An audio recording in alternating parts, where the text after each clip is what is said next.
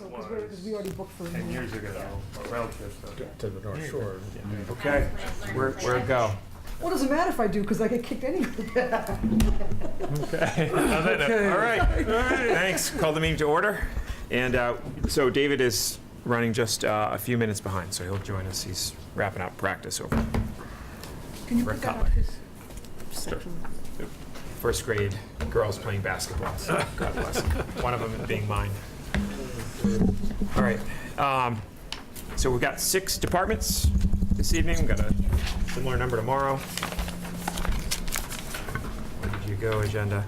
And we won't keep our department heads waiting as we did, unfortunately, for them last week when we kicked off, because we got up to speed on the budget in general, where we're at. Peter's memo, and kind of big picture starting point. So we'll just continue with department presentations, discussion, questions, looking at the budget requests, and then kind of framing this in the context of our, $20 million-ish budget, our revenue shortfall of 930 something. 34.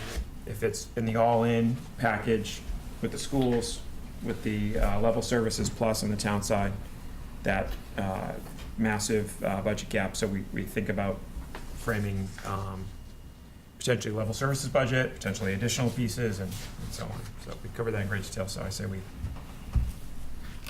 unless there's any other kind of general discussion, kind of before we kick things off, we'll start with, I believe, Margaret and land use, right? Thanks for joining us. Yeah, thank you for having me tonight. I'm Margaret Hoffman. I'm the planning coordinator. Make sure I talk into this tonight. 170? Sorry, I'm it's sorry. under land use. It's under land use. 170, Yeah. it's about midway Oh, through. sorry. Thank you. Yes, I work in the land use department, and that is planning board, zoning board of appeals, conservation commission, and the open space and rec committee. Those are the boards that we manage in our department. So, as you can see on your papers, our budget, we're actually going lower this year than last. That's mostly due to a decrease in salaries. We've divided the job between 2 people now. There was just myself in FY18, and then in FY19, we divided it into 2 people. So Missy Berry is the conservation coordinator. So there's planning coordinator, I do planning and zoning, and Missy does conservation.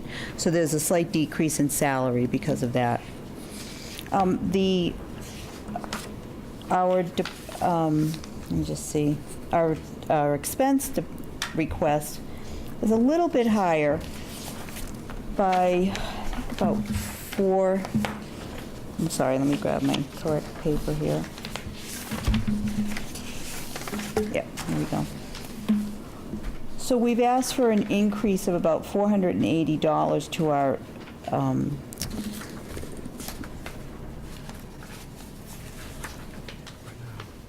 sorry. Yeah, our expenses are increasing about $480, and that's because we need a little bit more for conferences. Missy attends an MACC conference, and I attend SNEPA and the CPTC. And we found out that some years they're far enough away that we might need to stay one night. So we tried to add a little bit of money for that. It's just for expenses for travel or conferences. How many conferences do you typically? I usually go to 2 large ones. I go to the Southern New England Area Planning Association, American Planning Association, and CPTC, which is the Citizens Planner Training Collaborative. So we go to that every year, and that's accreditation for my AICP. And Missy attends MACC, which is the Massachusetts Association of Conservation Commissioners. And again, it's workshops and information that we obtain at those. So for me, it's about 2. But then there are some off-site ones, nothing major, typically an average workshop, an off-site workshop or something might have to be attended, but they're usually not too expensive. Mm-hmm. We try to keep it to as minimum as we can, but still get the information that we need.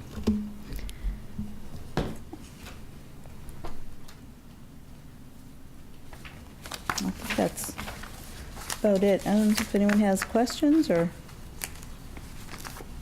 It's an overall decrease of about $2,636. And just to kind of orient folks, as Margaret mentioned, this budget line increased last year when we split it into two positions because we were increasing the hours from the 32 and a half Yeah. to 38. Yeah, 38. And Between the two of us. so, and at the time, we hadn't hired for the new part-time position, Which is Missy. which is now Yeah. Missy. Right. But we had budgeted, basically conservatively budgeted the same hourly rate or salary number as what Margaret was being paid in that position. Mhm. So, and then ultimately, once we went through the hiring process and brought Missy on in that role, she came in at a little bit of a lower rate than what we had originally budgeted for this fiscal year. So that's why that number's Yeah. coming down from last year to this year. Got it, got it. But the hours haven't changed. Is that correct? Correct. Correct. So did you handle all three, zoning, planning, and open Conservation. space Yeah, and, yep. previously? Yeah, previously, all four committees. What am I missing? Which one? Open space, Zoning. conservation, planning, and zoning. Oh, open space and. Open space and recreation was a different, That's right, that's separate from. Board, yeah. Conservation. yeah. Got it, okay. And they just recently completed the open space and rec plan, which is good. We're expecting that to be accepted by the state soon. Any day now. Any day now. Yeah. Did you have an investment in FY19 in software? The new software is actually being handled by the permitting department. We will be utilizing it, but it's not going to be part of our budget. Okay. More to come on that. And then more will come Stay when tuned. Jackie discusses that. Is GIS, the Access GIS, that's an annual subscription? Yes. Service? Yes, it is. Yep.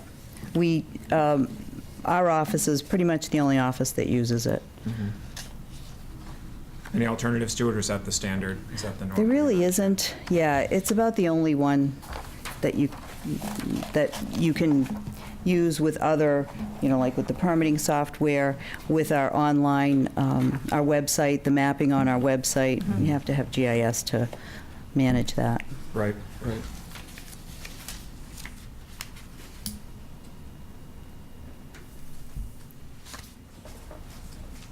Any other questions for Margaret, or thoughts? Questions? No? So under your department are the four different components. Mhm. And all of the costs for those components, both salary and wage, as well as expenses, Yes. are incorporated into this one land use. Under budget? land use, yes, correct. Okay. Yeah. And there's no additional cost associated with the other pieces here? No, no. That's it. Good. Thank you. All right, thanks very Mary. much.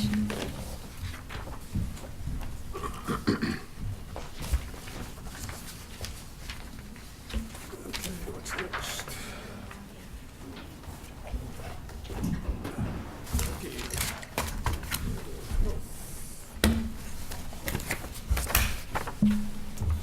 Hey, Jackie. Hi, everyone. How are you tonight?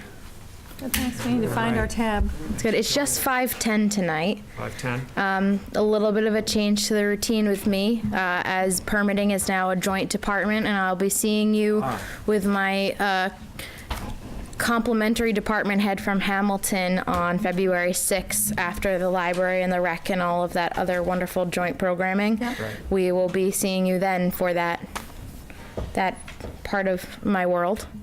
But I am happy to answer questions about the permitting software in regards to Margaret's piece, if you have questions about that tonight, or if you feel like you would rather speak to that on the 6th, whatever you would like. But I am here for the Board of Health tonight. Maybe just a quick kind of referencing back to that software Sure. she mentioned, yeah, that'd be great to refresh us. So this is the permitting software we received grant funding for the implementation. We are so close to the transition to the new software. We have found that while the grant money was wonderfully helpful, there was a lot of responsibility on our end for the implementation and the transition, particularly to save our old historic data. We have almost 20 years of permitting data in our current software that's from 2003 that we want to maintain electronically so that the new software has even more impact.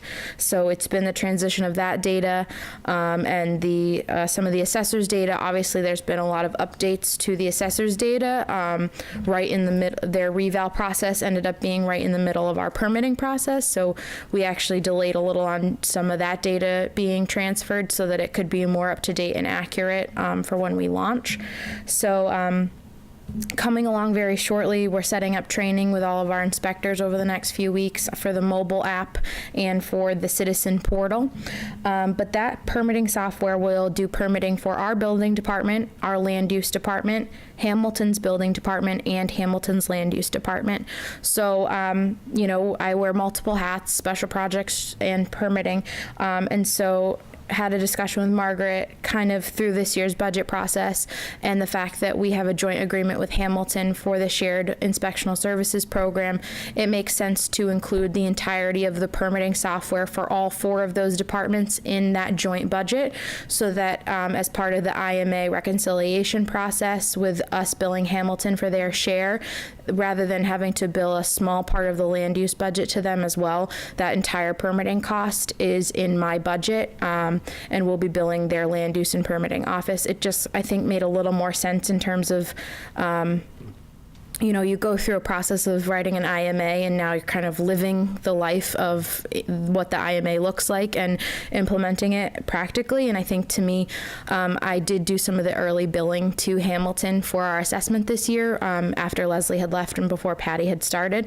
So it just made sense in terms of it just seemed more practical to have the entirety of the permitting software in the permitting budget due to that relationship with Hamilton as well as with our land use department. So that's kind of where that came from. So. Okay, that's helpful. Thanks. Yeah, of course. And so I'll have all that information for you for the Hamilton share and for the Wenham share and, you know, the assessment of the formula and all that for the presentation on February 6th. Makes So. sense. Okay. For this evening, I'm here for the Board of Health. As you can see from the salary and wages detail, we do have a slight increase, but all of those are relative to the 2% COLA cost of living adjustment increases. So not a significant increase on salary and wages, about $3,100, and that's, again, just cost of living.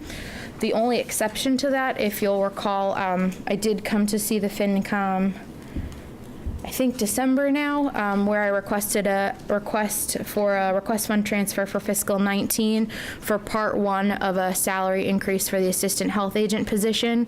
And the FinCom very graciously granted that request based on the data. And I will say that to that request, so this is part 2 of that increase as discussed at that meeting. But I will say, based on the FinCom's recommendation, we are currently working on a study of our food service fees so that we are working to pay for ourselves a little bit more due to that increase and looking at some of the fees for our camps, public pools, and other permitting services that are covered by that position, so that, you know, there could be some revenue enhancement from that area of inspectional services, despite the increase to the salary line. If anyone has questions about that particular piece. So that's a part-time employee? Correct, a very part-time employee. I have a question. Sure. The Board of Health and the employees with the Board of Health, are those mandated under state law, or is it a Wenham bylaw? Where's the implementing authority from? Sure. So the Board of Health is an elected board of volunteer officials, and the responsibilities of the Board of Health particularly the animal inspector and the public health nurse, the assistant health agent for food, and the health agent who is responsible for septic and wells. Those are all state laws and state codes, with the exception of food, which is a federal code that we need to apply by. So the Board of Health, as the elected board, has the responsibility of enforcing those codes and Mass General laws. However, they are allowed to appoint people to do so for them. And obviously there's some certifications and continuing education involved in being an enforcer of those codes and staying up to date as they change. So it's the Board of Health gets the authority from the Title V code, from the FDA food code, and I think 3 or 4 other codes depending on what area we're talking about, wells or septics. So the board has the responsibility to enforce those codes, and they hire these part-time staff to be able to do so. So the board is the one that has the implementing authority, and they choose to hire people to make sure those codes are met. Yes, in the same way that the Board of Selectmen hires a building inspector to ensure that their code is met, because there is a level of professional expertise required to do that enforcement in most scenarios. In all scenarios, I don't know why I said most. In all scenarios, there's professional expertise required, so rather than having it fall on the elected board members. Okay. So for the Board of Health expenses, there's only a very minor increase this year, and that's due to a 2% COLA for our contracted health agent. As he is under contract rather than salary and wages, he is in the expense line. So again, that's just a 2% COLA for that staff person. There is a benefit to him being in our expenses versus our salary and wages, in that rather than a stipended role, he charges us for what he works. So if there's a year where we're not seeing as many septic installations or repairs, he works less. If there's a year that we're seeing a lot more, he works more. So it's kind of allowing us to respond to the volume of permitting that is coming in for that area of inspection. Particularly, for example, this year, where in the last, I think, 5 fiscal years, we've had 24, 25 septic permits for major installs and new construction every year. This year, for 2018, we were in the early 30s due to the Spring Hill Farm subdivision submitting a lot of their paperwork for septics in 2018. So for that position, it's kind of nice because both the money coming in revenue-wise and the money going out expense-wise flow with the volume of permitting for that role. So will those additional inspections be under the FY19 actuals then? They will be under the FY19 actuals. Those funds will be. Sorry, go ahead. Thank you.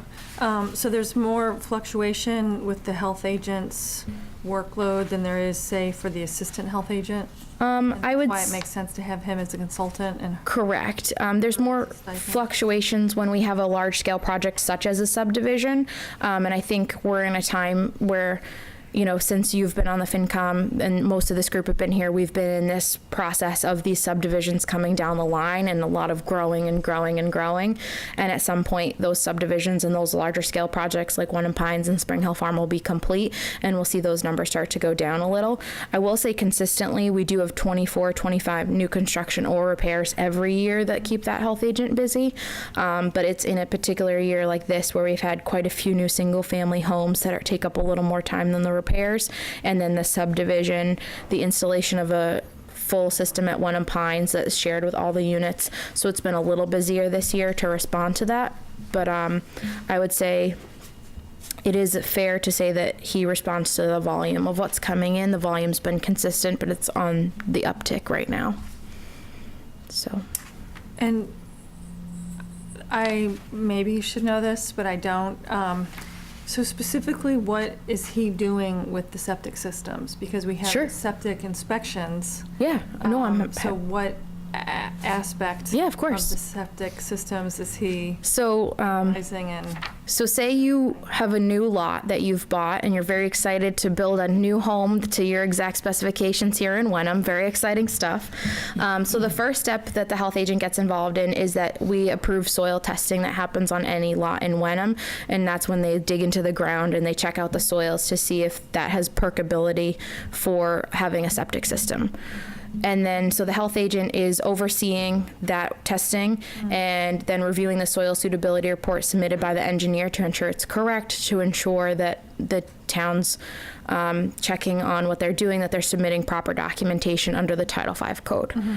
From there, the engineer submits, based on that suitability report, the septic design. He reviews the design to make sure it meets code, that it doesn't need to go to the Concom for wetlands oversight, that it's meeting all the Title V specifications, any local specifications. And sometimes there's feedback to the engineer back and forth. Sometimes it just gets approved.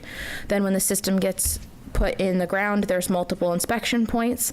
And then when the system is completed, the engineer submits an as-built design, and he reviews the as-built design based on the pictures and the notes from his inspections to make sure that it's accurate and correct, and then signs off on the certificate of compliance for that system. So that's a new construction. Repairs sometimes aren't as many steps. They still have the soil testing. They still have a plan coming in, something being done, but maybe it's not the whole system. But that's typically like walking through one system of what he would cover. We also do a lot of consultation with realtors as Title V reports come in and out. A lot of systems in Wenham are older than the current codes were built during. So it's a lot of going back and looking at old designs and having to work on those designs and convert them into the new code, and whether they're going to be sufficient for someone looking to buy their home. At some point, he's been here about a decade and has probably looked at every system in town if the house is sold. Due to that, looking at bedroom count. He also reviews building permits on a weekly basis for if they have any effect on the Title V compliance of the structure. So those are kind of some of the things that he does. Okay. Septic related. Sorry if that's more than you were looking no, for. it's great, because I'm trying to discern the difference between inspection services and the Title V services. Sure. It sounds like most of it's handled under the Title V Well, I think agent role. I think both Board of Health and permitting, it's all code enforcement. It's just a matter of which jurisdiction and authority is enforcing that code at any given time. In some municipalities, these two departments are all under one big oversight. In some municipalities, they're completely separate.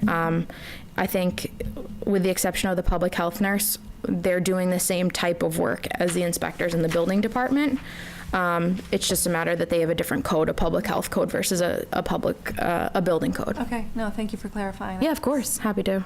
Just one quick question. Were there any special considerations at Wenham Pines, given its proximity to the drinking water? Of course. So that's one big system that's going to handle those 23 units? Is that the way Correct. it works? And if you're familiar at all with the plan, it's going to be a cul-de-sac that the units are built off of that cul-de-sac. And so a lot of folks have said there's not a lot of houses in the middle, and that's because that's where the very large system is going to be housed. So that's something that not only is there Wenham Lake across the street, there's a lot of wetlands considerations on the different sides of that property. So that's something where we work, the health agent in particular works a lot with our conservation coordinator, Missy Barry, on those projects, because conservation and septic have a lot of work to do with each other, especially with Wenham, how many wetlands we have. Thank you. Of course. I have one more quick question about Title V. So Title V kicks in only with the sale of a house, or do you ever need to meet Title V compliance just by the age of your system? You never need to get a Title V inspection done because of the age of your system. The Title V inspection kicks in if an alarm goes off. Some septic systems have electronic alarms built into the system that could trigger a Title V inspection. Or when you're looking to sell your house, a majority of people either need a Title V inspection report or a certificate of compliance, and those only have a specific lifespan. You don't get a Title V report once and then keep getting it every time it expires. Majority of the time, you only need either the report or the certificate of compliance for a recently repaired or new system as a part of that. And there's ways to do pumping and schedules of maintenance to keep those alive longer. But it's not a continuous situation. And we have a wonderful frequently asked questions on septics in our office if you would like to come down and pick one up for system maintenance and all that good I took stuff. a class in college too on septic design, so I could dig out one. Yeah. It's exciting stuff. It's really exciting. Yeah. Hasn't changed much. No, it really hasn't. It's really one of the cooler parts of the old plans in our office are the older septic plans. We have systems that are still working from the 50s and 60s in Wenham, so Wow. kind of neat. to see those forms and those plans. And this is my last question. Is there any issue with negative environmental impact from the septic systems throughout the town? So that's part of what Greg's job is that part of Title V code has to deal with environmental impact, but also we have an aquifer protection district. We have different drinking water zones. So we are in contact with the water department, as that's a major concern for them.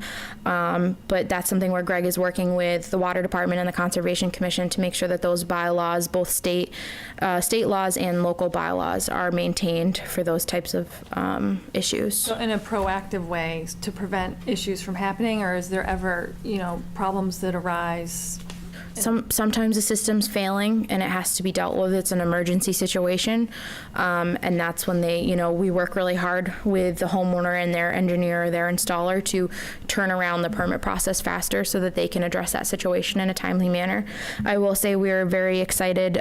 Both the health agent, myself, and the public health nurse all participated recently in a workshop on hazard mitigation put on by the planning department that they received grant money for to work on our hazard mitigation plan. And something that came up as a part of that is drinking water, protecting the wetlands, protecting the way that the wetlands help collect more water, and how septics can affect that. So it is something that we've been thinking about. We have a lot of conversations with the water department about it.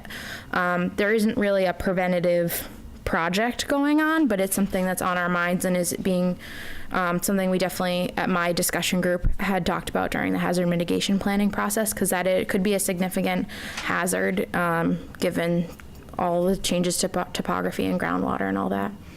Okay, So, thank you. yeah, of course. The one comment I'd just make, just as a reminder, is when we do have our joint meeting with the Hamilton FinCom to discuss the shared programs that we have, Pleasant Pond doesn't have a standalone budget.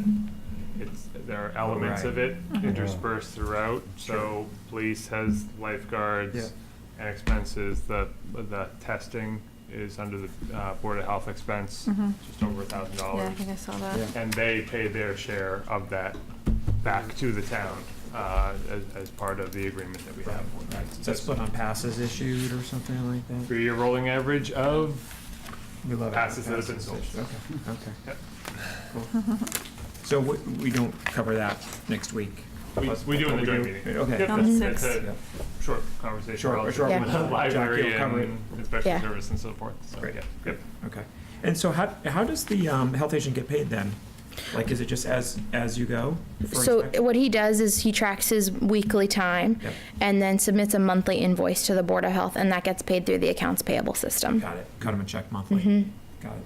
Based on the hours worked. So certain times it's a lot quieter and certain times it's a lot busier. In the summer especially, his office hours are 9 to noon on Wednesdays, and in the summer sometimes he's here till 3 or 4 due to people really trying to use the good weather to get. Advantage, yeah. Yeah, so I will say that that's a real benefit, I think, to the community, is that otherwise our health agent has his own business and does some septic agent work in other communities, but for the most part gives us a lot of flexibility with his time, despite being a very part-time employee. I will say that, I always work to defend the time that our part-time employees are not here, because they are only part-time employees, but I will say, in particular, the health agent is very flexible and very kind in terms of being here when there's things to be working on and not being here when there isn't something to work on.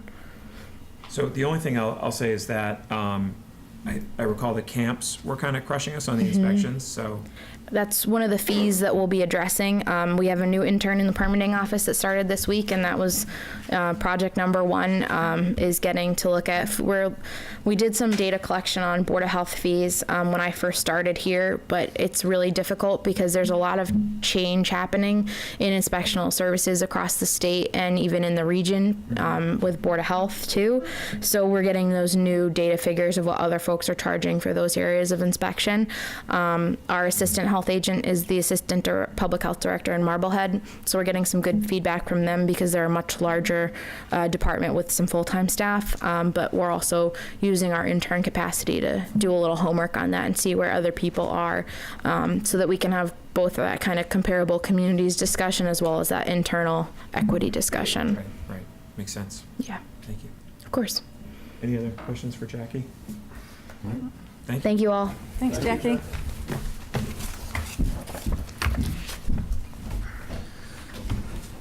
Okay. And our distinguished fire chief and captain up next. Captain and captain. Captain, captain, Captain, captain, captain. captain next. Captain. Captain, thank you. No chief this evening. No. You guys get to do the heavy lifting. Yeah. Okay.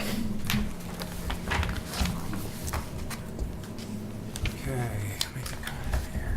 We got new stuff done. Yep. Just got Oh. settled. That changes. There was, I think, a separate piece as well. Is that from an old packet? In the packet that has revision number 1, you should have a full packet of the revised Okay. one. The one you got tonight was just a little piece of that. Is it, My packet is gone.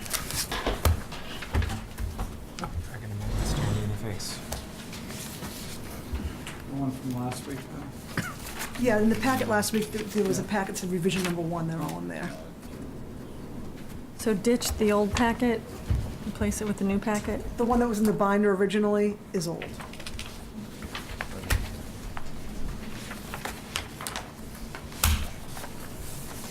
Okay. So, feel free to lead off in any way, general overview of the Would you like to budget. go and- through the memo first The memo would be again? great. Thank you. So with the budget request, we have an increase in salary and wages. It's mostly the 2% COLA across the board for three full-time positions, the caretaker, mechanic, and then to call wages also. And in the salary lines, there's also an increase for EMS coverage and the full-time firefighter for after-hours calls of $3,800, $3,855 actually. So he can come back and help staff the ambulance after hours. So that's basically it in salary and wages. That's pretty straightforward. If anybody has any questions on any of it. What- So in the first memo, the increase in salary and wages was 32, and then it got adjusted to 14.6. What was that, what's that about? Because the chief has multiple jobs within the town, so it just had to be adjusted correctly to other So there was budgets. a realignment of where his salary was booked. Yep. and Yeah, because ACO was in there and Clockwinder was Yeah. in there. Oh, and okay. We backed it out because it shouldn't be in the fire department. It was in, Okay, thank you. should have been in police, Yep. so that was why that change was made. So it's not a savings, it's just a shifting. Yeah. Can you explain the certification, sir? So it's an increase, so, but don't you have to get certified every year? So you So have a 6,000 increase to fire. that is for 4 members, 4 new interns to go to the fire academy, and they get a $1,500 stipend for a 280-hour program. So once they have their certification and what's called NFPA Qualcomm certified, they get a number and then they present it to us and they're allowed to get a $1,500 stipend at that point. So you That's- brought on 4 interns, or It's- you will. Hopefully, we have 3 in the program right now, and maybe by the next October area, we would have 4 to go to the academy. Thank you. What's your total number of call firefighters now? Right now, we have 26, roughly. We have 3 interns over there tonight. They're on their 3rd class. Third class. They're on their Great. 3rd class tonight, and hopefully we'll be bringing those forward to become permanent members shortly. Great. That intern you started 2 or 3 years ago, is that right? Yeah, It's been really This is our- successful, right? yeah. Round of interns, I believe. Yeah. It's roughly a 90-day program where they show up for, basically they're volunteering, they're showing up, and in return, we're teaching them first responders, some firefighting skills. They're in our paging system to see if they like it, if we like them, if they're a good fit for the department, and it's basically a no cost to us at this point. That's great. In and around the community. Yep. Are they, any idea how many from Wenham? Or, There's actually none from Wenham, there's 2 from Danvers and 1 from Beverly. yeah, oh, great.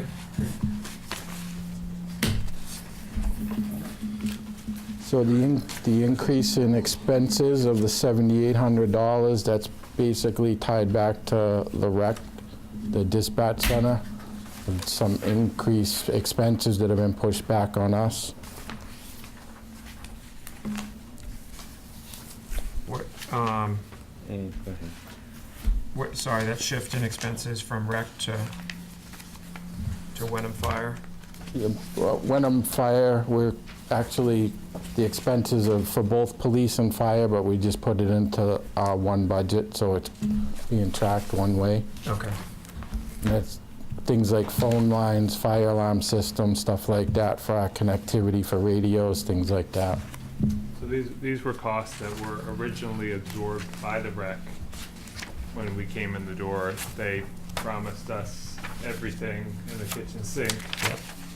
And what we found over time was that they had made different promises to different communities in terms of what they would provide, and they got to a point where they said, we're going to agree on a certain base level of services, and then anything above and beyond that's going to be pushed back down to the communities. So we went through a iterative process with all the chiefs around the table and the managers and the management up at the rec, and ultimately agreed on kind of that baseline services. And so the net result for us is that we've had to take these back on where they weren't costs that we had to cover for the past 5 years or so. Was this the issue where some towns were backing away from it? Or is this something different? No, this was just a recognition that we had to come to some consensus on, for fairness purposes, what the base level of services that the rec was going to provide through our cherry sheet contribution. And so that's ultimately what ended up in these costs getting pushed back. Thank you. And I'll just say generally, regional dispatch is still an issue that's front and center. Just to kind of remind everybody, State 911 is still planning to take over the Essex County rec up in Middleton, where we've been the past 5 years, July 1. They are proposing to do so and take over all the costs of operations. So we've been paying $82,000 on the cherry sheet since its inception, and for FY20, that's a zero on us. So the net impact is our state aid numbers increasing by that amount. There's been a fair amount of back and forth over the past several months with the member communities and the folks at EOPS and State 911 in terms of what the new operation is going to look like from a governance model, operationally, and so forth.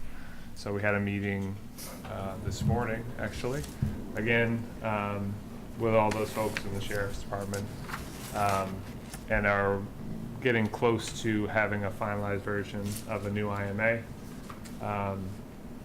which gives the towns a lot more control than the original version of the IMA, which I think is important, because if they're writing the check and we have no control, that puts us, in a different position certainly than we are now, as much as it's nice to not have to pay for the service. And they also, they made it, really responded to a lot of the member feedback that we had given last month in December.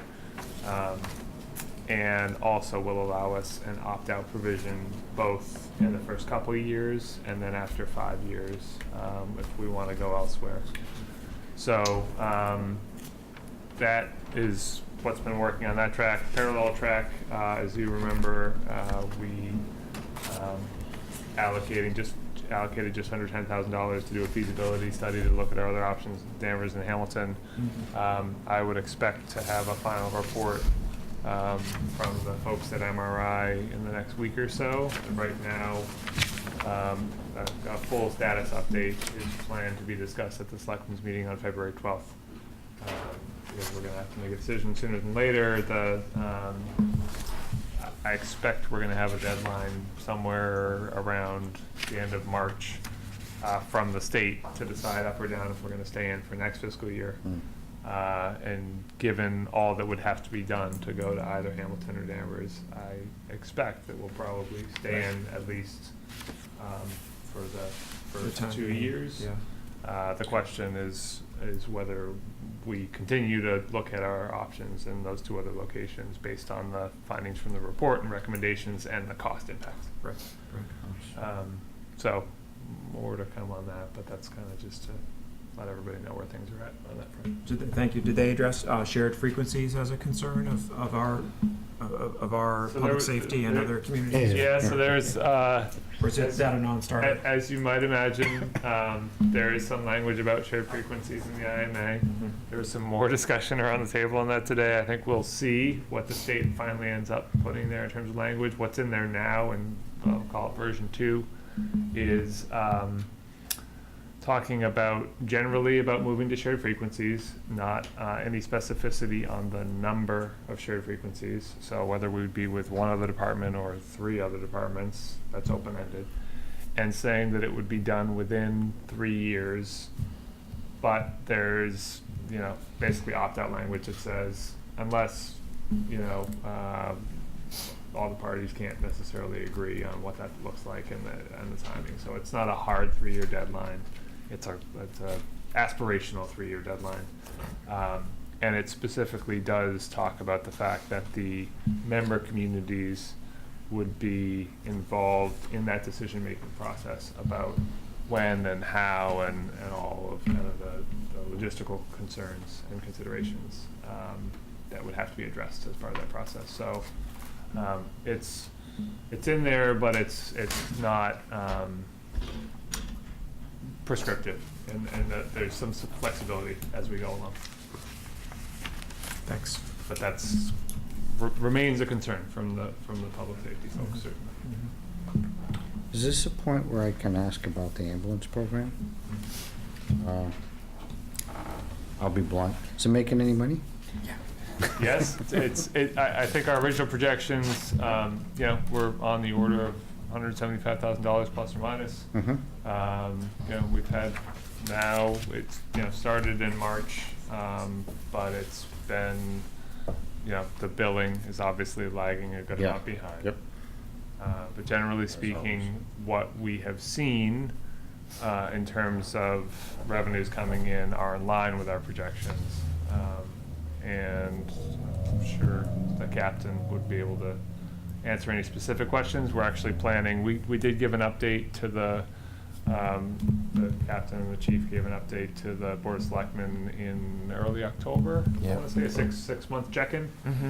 And the pilot program technically, the 1-year program technically runs out in March.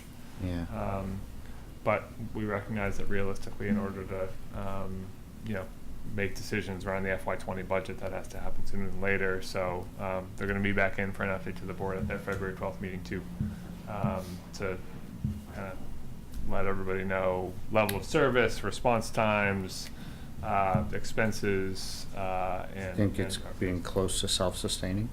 It's more than self-sustaining. More It's self-sustaining. bringing in significant revenues to the town. And I mean, Cliff Notes version is level of service is much improved in terms of response times. Yeah. Okay. The feedback that we've gotten from the residents from the surveys that have been completed have been very positive and in line with national standards. And the revenues are very much in line with what we had projected. So I think it's been very successful and well received so far. Yeah, it sounds like lots of tangible benefits, but also some intangibles, right? I mean, a welcome addition to the firehouse and everything, the capabilities and services you provide. Even daily, I mean, we're still adding insurance companies daily at this point. I'm always doing paperwork, adding a different vendor. So that takes a little bit of time to actually get caught up, and it takes time for the insurance company. You have to do what's called the paper clean first with most of them. Once you do that first paper clean, then they'll give you an electronic submission number. And again, it's just to move it forward quickly, but it does take time.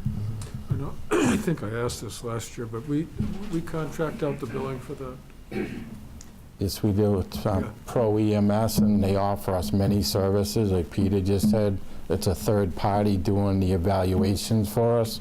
We have nothing to do with that, and they provide us a report quarterly. And they take a percent of our billing as a 3%. Yeah. 3 points. 3% off the top. And That's pretty for- competitive. Very competitive. We shopped It's around. actually, it's one of the better deals because they do provide us all the electronic equipment also to go along with that. If one of the guys happens to drop one of the tough books or something, they'll just hand us a new one. So that's a huge perk just in that alone. And the insurance companies must have confidence, I would guess, in their Yeah, and in their billing. If they work with a Yeah. lot of other a lot of other municipalities. municipalities. Yeah, there's something like 33 municipalities under Pro EMS. Oh, that's real good. They have a good reputation in the industry. Yeah. So is the administrative burden additionally from the program as a whole pretty light, would you say? The administrative, Like, I mean, is anything, I mean, you got. You're asking the right guy. Certification, you've got, equipment, training, and then you've got the. Jeff will give you a modest answer, but it is increased his workload significantly. I would imagine, Significantly. yeah. I mean, you're talking about the claims kind of process that certainly you weren't dealing with before. no, I That mean, and compliance with all the ambulance Compliance, right, licensing right, and all the licensing, EMT right. licensing, it's, I'd say, quite significant. Right. Is it fair to say the insurance company doesn't pay it fully? They pay part 1 month and part another month? some already have, some insurance companies do have a number that they would use. Say you bill for $1,100, some insurance companies say the value of that is only maybe $700. But, and for the most part, we get a good chunk of everything back, and it has been moving forward, and I think everybody's pretty happy with what's been coming in. Right, and mind you, all that is 100% more than what we were getting last year. Right. So, It's also, you touched on the internship program, it's also a draw for folks who want to get involved in that kind of work. Sure. And I think that's another benefit that's ancillary, that doesn't have, a necessarily monetary value, but that has, will continue to, draw those recruits into our call model versus some of the other ones around the North Shore. Just one quick question. Did the town incur additional liability insurance expenses by taking this on? I assume it's been absorbed with the revenue that's coming We in. but- were always a Class 5 ambulance, even before we started the transporting. So we were already doing all the work, but we weren't collecting any of the money and just finishing the rest of the call. There's literally no change to Oh, our the insurance insurance coverage. premium. Yep, we checked with our insurance provider at the start of the program. Obviously, that was one of the boxes we had to check in terms of understanding the big picture. Good.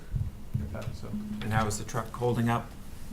The truck's doing pretty good for its age and everything, and what we spent to get it. Yeah.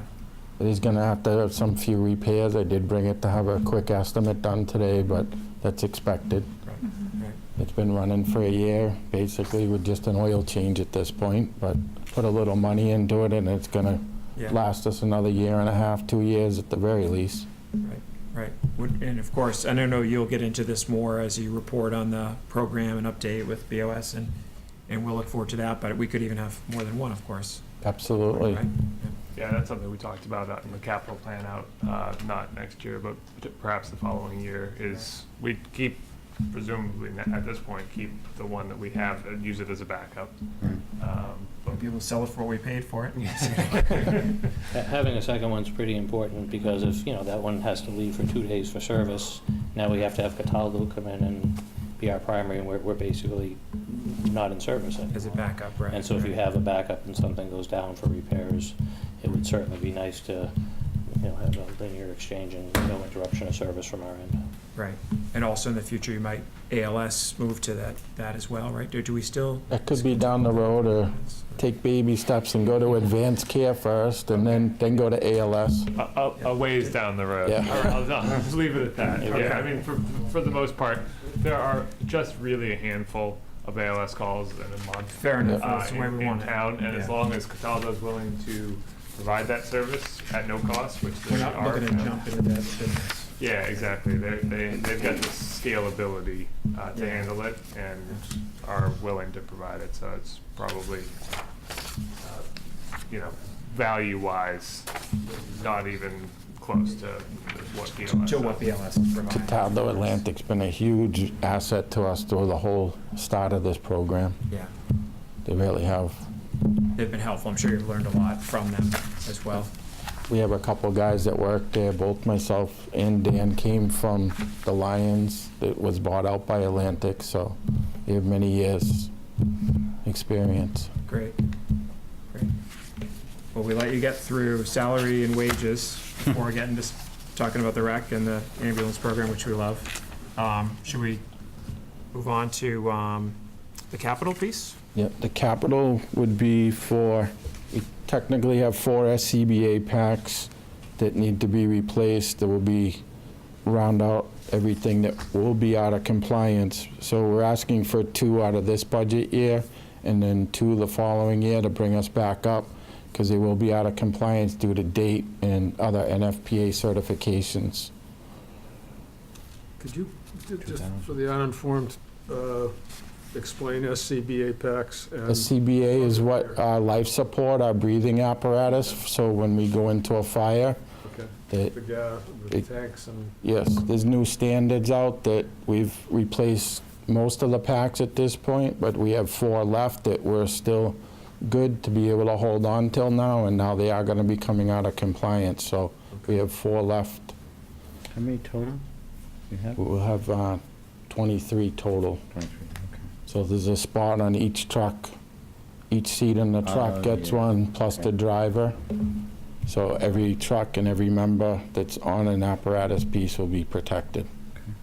Are the expirations spaced out such that you don't have a whole slew that, 15 of them that need to be replaced in 2 years? They were approximately, I think we replaced 5 or 6 a year till we got to this point, and we have 4 left now at this. And we could split the difference by doing 2 out of the 20 and then 2 out of the early part of the 21 budget. And then to move on to the bunker gear, $26,000 for 11 sets of bunker gear that will be out of compliance coming up within this budget year. Various months through the budget year, but it all will be out of compliance. The washer that we bought a few years back has extended the life of all the gear. Otherwise, we would have been looking at probably 21 to 22 sets right now, versus being able just to replace 11 and then 10 next year. I think the last time you briefed, I'm not sure if I got it right, you said there was new certifications or new rules. That's correct. coming Yep. Yeah. And then this price reflects that, of the 26,000 for the 11 sets, and basically what the new gear that's gonna come out, it's gonna seal the firefighters up even more. It's something called CBRN, which is chemical, biological, radiological, and nuclear. Yeah. It's supposed to keep any of the impurities away from your skin. Yep. So it's gonna seal you at the neck, it's gonna seal around all your wrists, around your waist, your ankles now. And it's supposed to be impervious to certain things. But you're gonna do the same thing in the out years and buy more and rotate? Yeah, we'll need to, next year we'll be looking at 10 sets because there'll be 10 other sets. Because when we bought it back in 09 and 10, I believe it was, that it's just gonna fall that way, that there's 10 or 11 sets. Do you buy backups? I mean, you get a tear and that's it. We would love to, but at this kind of cost, I don't think it's feasible. Okay. As much as we'd love to see that. We continue to try for grants and things, but we just haven't got lucky yet. Because if we did get a grant, we could get all the department a second set. Because like you say, if your gear's wet or it's in the washing machine, that firefighter's out of service until he can get another set of gear back on. And we can't give him expired gear and tell him to technically go in the building either, because now we're liable for that. Thank you. What's our most expensive piece of equipment? Is it the pumper? Ladder? The ladder. Yeah. Pumper is the newest big piece? Pump is, yes. Yeah. And what about the ladder? How long is that good for? Our ladder's in excellent condition. 2032, I mean, it looks mint, but that's just driving by, seeing it. Yeah, that's 06, I believe. Yeah. So figure 32, yeah, 25 years roughly. yeah, okay, okay. Any other larger capital items that you would expect in the next couple of years? Next year would be an ambulance, hopefully looking in the neighborhood of possibly $100,000. If we did go a little bit more, we may be able to put a new chassis and keep the box that we have now and still get a new truck. It just depends on how much of an increase of, because when we got a price, Peter had asked me to get a price, was it last year, I believe? There was one van that was available, brand new, for around $67,000. So if we had the balance of $100,000 and maybe a little bit more, we could put a brand new chassis under the box we have now, and we'd be back in service and have basically what a value of a $200,000 ambulance is Right, for probably $20,000 to $30,000. right. Interesting.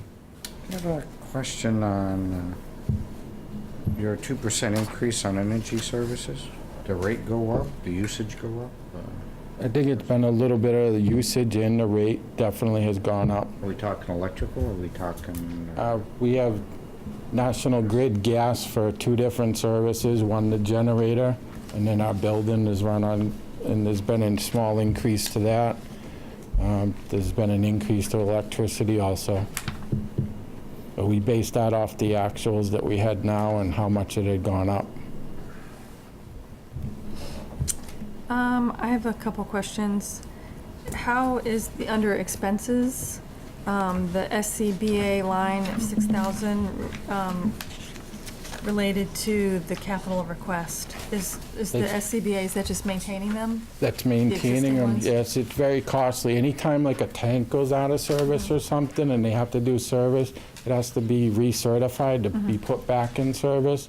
And there's a lot of other, between face pieces and things and just the backs, and we have to do service on them every 6 months also. Okay. They have to be flow tested, things like that, so they are costly to Sure. maintain, but again, it's our lives. Completely. Yeah, absolutely. And then how is this cleaning allowances and then the fleet maintenance? Are those connected at all? Cleaning allowance is a contractual thing for the call guys. It's actually, if they wear their personal clothes, unlike me, like if Dan shows up, got they it. have something to go Yep. back and either A, use it towards uniforms, or B, that they can clean their personal clothes or replace something that might get damaged during a call. Okay. So they could use the cleaning allowance in addition to this uniforms expense that's over here too? Uniform expenses, basically dress blues, other things like that, dress clothes, other department issue items. Okay, thanks. And that cleaning allowance is contractual with the union contract. Anything else? So roughly big picture, 800,000, right? 795 all Yep. in, Yeah. 20 million budget. 4%, right? Okay. Well, thank you for keeping the entire town safe, Yes. along with the other public safety police, and very much appreciate all the good work you do. Thank you for listening. Thanks. Appreciate it.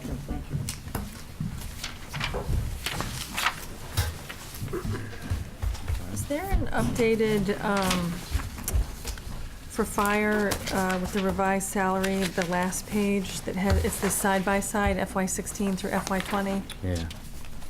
Is that in Dropbox? Packet that- Do I not have that? No, I may have the same one. The one I have is dated 11/30.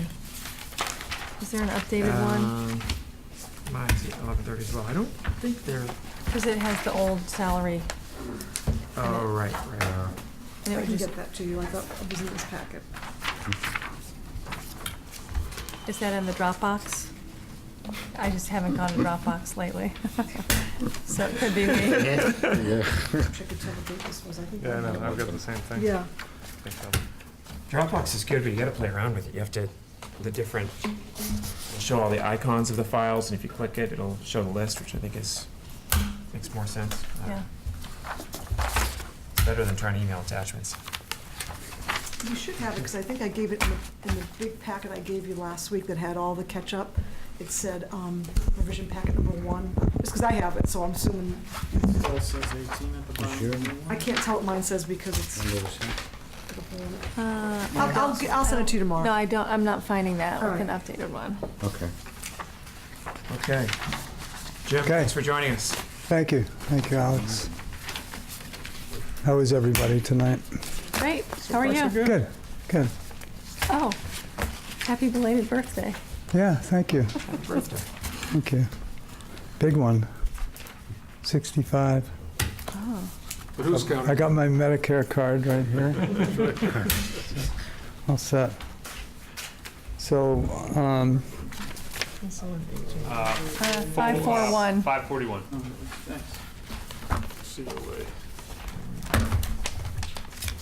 so essentially, the only increase to my budget is in the salary and wages side of things. I do have a couple capital expenses in addition to that, but and I think largely that's driven by kind of cost comparisons that I've done looking at other towns and what people in the Council on Aging's sort of van drivers and administration people are being paid, which I don't know whether that's included in your packet or not, but it's a fairly modest increase overall. When you look per person, anyways. I think. I'm sure I'm looking at the. Just want to be sure I'm.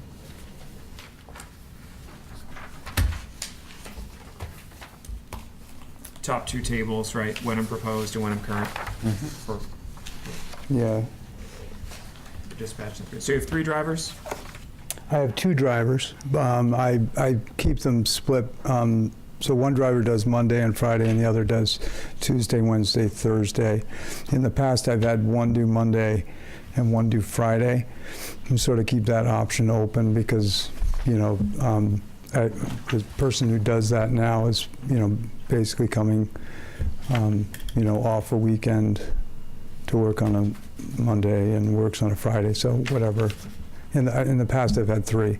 I happen to have 2 now, and it works. It's working well. So it's taking my main driver, who's at 19.5 hours, up to $14.25. He's a little over $12 now. And then the other van driver up to $12.75. He's at about $11 an hour now. And when you look at the rate comparisons with other towns, it's more like 13 in Ipswich. Raleigh is 18 and 17. Manchester is 20 and 18. So, and my administrative assistant is making under $11 an hour. So I was planning to take her to $13.50 for this year. And this was That all was- coming out of the conversation around the increase in minimum wage. Although municipalities Right. are exempt from that, we still recognize there's a reason why that's increasing to where it is and where it's going to be going over the next several years. And certainly wanted to, at that point, kind of see what other similar positions were paid in surrounding communities, understand where we were relative to them, and then got that data back, and which affirmed what we kind of already suspected, which is we were really below where we should be in terms of compensation for them. I will make a note that the what's proposed, what's included in the COA budget is one of the above level services requests. Yep. just so that everybody's clear on that. Mhm. So, just a question on this, on the salary and wage, Jim. Yeah. So, under the description you have here, a partial amount of the formula grant for 20 will be applied to the salary and wages in the amount of $7,334. Mhm. So, are you offsetting that $11,833 by the 7,334, basically, by a grant? Yes, yeah, and so I'm So taking it's- part of the grant, which is, I think, about 10.5, and applying it to the salaries. So in terms of additional costs to the town, it's only about $3,500? Is that something? I didn't do the arithmetic. Yeah, although the grant funds, we have, at least over the past few fiscal years, used some portion of those grant funds to offset the costs. So that's not- Historically, it's Yeah, so used to offset. that's not a new It's not a new thing. revenue source to offset some of those costs. Right, But it's still, we've maintained the grant to offset. Actually increased, yeah, The yeah, grant because amount, Total grant amount that we've been out. yeah, the total grant amount's gone to $12 per resident over the age of 60. I see. So combination of the population and the dollar amount increases it to about 10.5. So, Sorry, how many residents over 60 for the for the town of Wenham, well, it's roughly? roughly, it's about 1,000, yeah. I want to say 964, but I know it's not that. It's kind of a moving target a bit, but it's close to that. And, yeah, any other questions on salary or? So I had written down from our earlier meeting, Peg, you wanted to fund Peggy, was it? Oh, yeah. Yes. Oh, that's the Yeah. age-friendly consultant, right? Yeah. Okay, yep. So, yeah, so we're looking at, essentially 4 hours of additional funding for her to keep the kind of age-friendly initiative that we have going on, moving forward. She's been grant funded, community compact grant at 8 hours a week on average from last May to this coming May. Right. Okay. And so for FY20, there's nothing in the budget, and the Board of Selectmen earlier this month formally developed and approved a charge for a separate new Wenham Connects committee that's going to work on the age and dementia friendly initiative. And the idea here would be that this would ensure that we'd have somebody that would really be dedicated to helping that group and moving all of those various parts forward. So there was a list that we got, I'm not finding it right now, of items not put in the proposed operating budget. And one of them was a COA item. I thought it was this age-friendly one, and now it is in. No, so the budget that all the department heads are presenting on is, includes both the level services and the above level services elements. Oh, thank you, yep. So all, like for the council on aging, Oh, the yep, compensation got it. adjustments that Jim was talking about for the admin assistant and for the drivers, that's in there right now. Same for the age and dementia friendly community consultant, that's on the expense side. But to deliver a levy limit budget, at this point, we're only assuming level services on the Okay. town side. Yeah, I thought this list wasn't in these write-ups yet, Nope, but it's they in- are. it's all Got in it, there. but it's Yep. delineated It's called what's out above level. separately. Yes, thank you. So that it's clear to everybody what's new and Sure. different. Yeah, and I think for the age-friendly initiative, it's really important to have this person involved. She's been involved from the very beginning. Mhm. She's done a lot of work on the dementia side as well. And, we want the committee to be a community-based organization. And we're fortunate that, we have like 8 people who've come forward to become, part of this committee, which is great. But we do need, somebody to kind of keep things in line and moving forward. And 4 hours a week, I think, is pretty perfect. because they're really supposed to run themselves, but, you know, I think we need her input and expertise to make it really work. It's a 4-year process. You know, we've been approved by AARP. We're pretty much through the assessment phase of it, now moving into the planning phase. And so we would take all the survey information, all the focus group information, pull all that together, and then it's kind of, it becomes more like a boots on the ground type effort to draw members of the community together a little more effectively than we are, you know, currently. So. Yeah, I sat in on one of the focus groups. Oh, you did? Oh, good. Yeah, it was a good, just robust discussion. Yeah. There's a lot of different opinions about Yeah. directions to. A lot of themes too. Yeah. You know, Yeah. going through that process and having the needs assessment. Yeah, I saw the write-up after it. I thought it did a really great job of summarizing it. Yeah. And there are and will be grant opportunities for this kind of work, and that's something we definitely are keeping our eyes out for in terms of funding this position.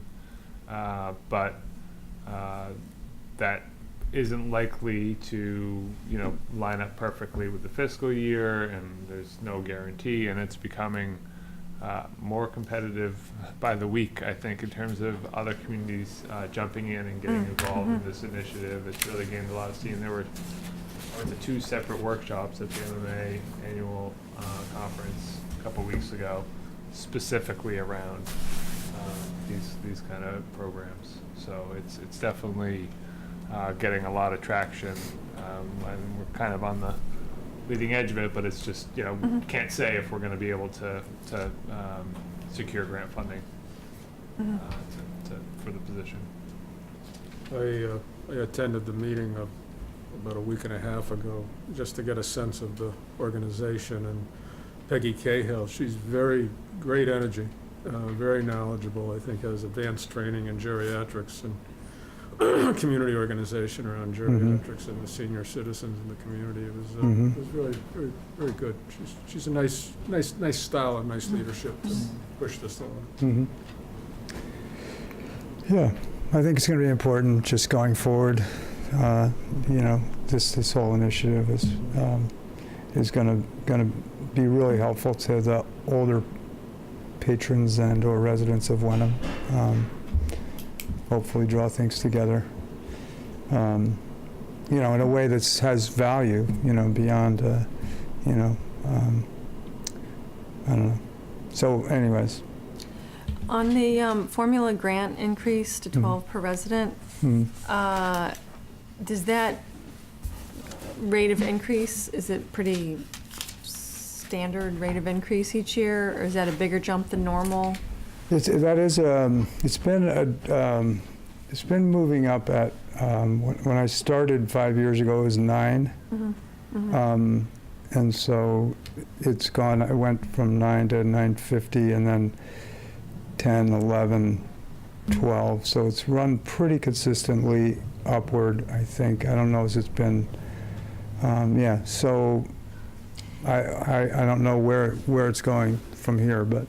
Well, that was my next question. Like in education formula funding, there's a, you know, step back, reevaluate everything, and increase the funding and maybe change the formula. And I didn't know if, like, with all the age-friendly focus and what's going on statewide, if there's any kind of reevaluation or expected increase or decrease with what's coming from the state. But it sounds like so far it's been pretty steady. It has been steady, slow and steady.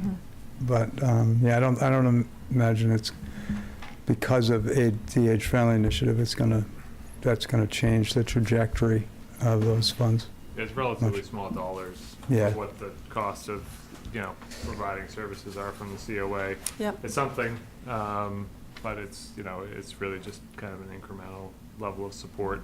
And I haven't seen anything from the MMA or from the legislature that would suggest that there's going to be an adjustment to that in the near future. I'd be very surprised if that was the case. Okay, thanks. Yeah, so as far as expenses, we're level there. pretty much going down the line, I'm sorry to ask a Yes. question, Jim. mhm. How old's the vehicle? We just got it in May Oh, of. that's right. I'm yeah. sorry. It's okay. That question, sorry. No, that's good. God, No It's such a thing good as a bad question. I like that question. You're gonna ask how old the roof is. I forgot. Yeah, That's yeah. That's coming. Right. Sorry. So I think we're planning to use the van gift account again to offset our vehicle fuel charges, which I think are estimated about $2,500. And then the remaining of our formula grant money that was mentioned will be used to offset our health and wellness instruction, which we run classes like 3 times a week. So that actually becomes sort of a significant expense for us. But otherwise, all the other expenses, our software annual maintenance, Wi-Fi cable, vehicle repairs, are all level funded. And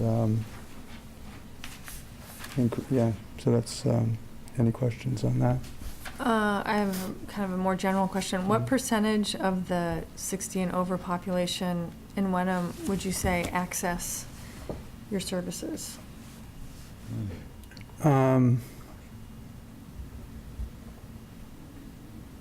Let's say about 20%.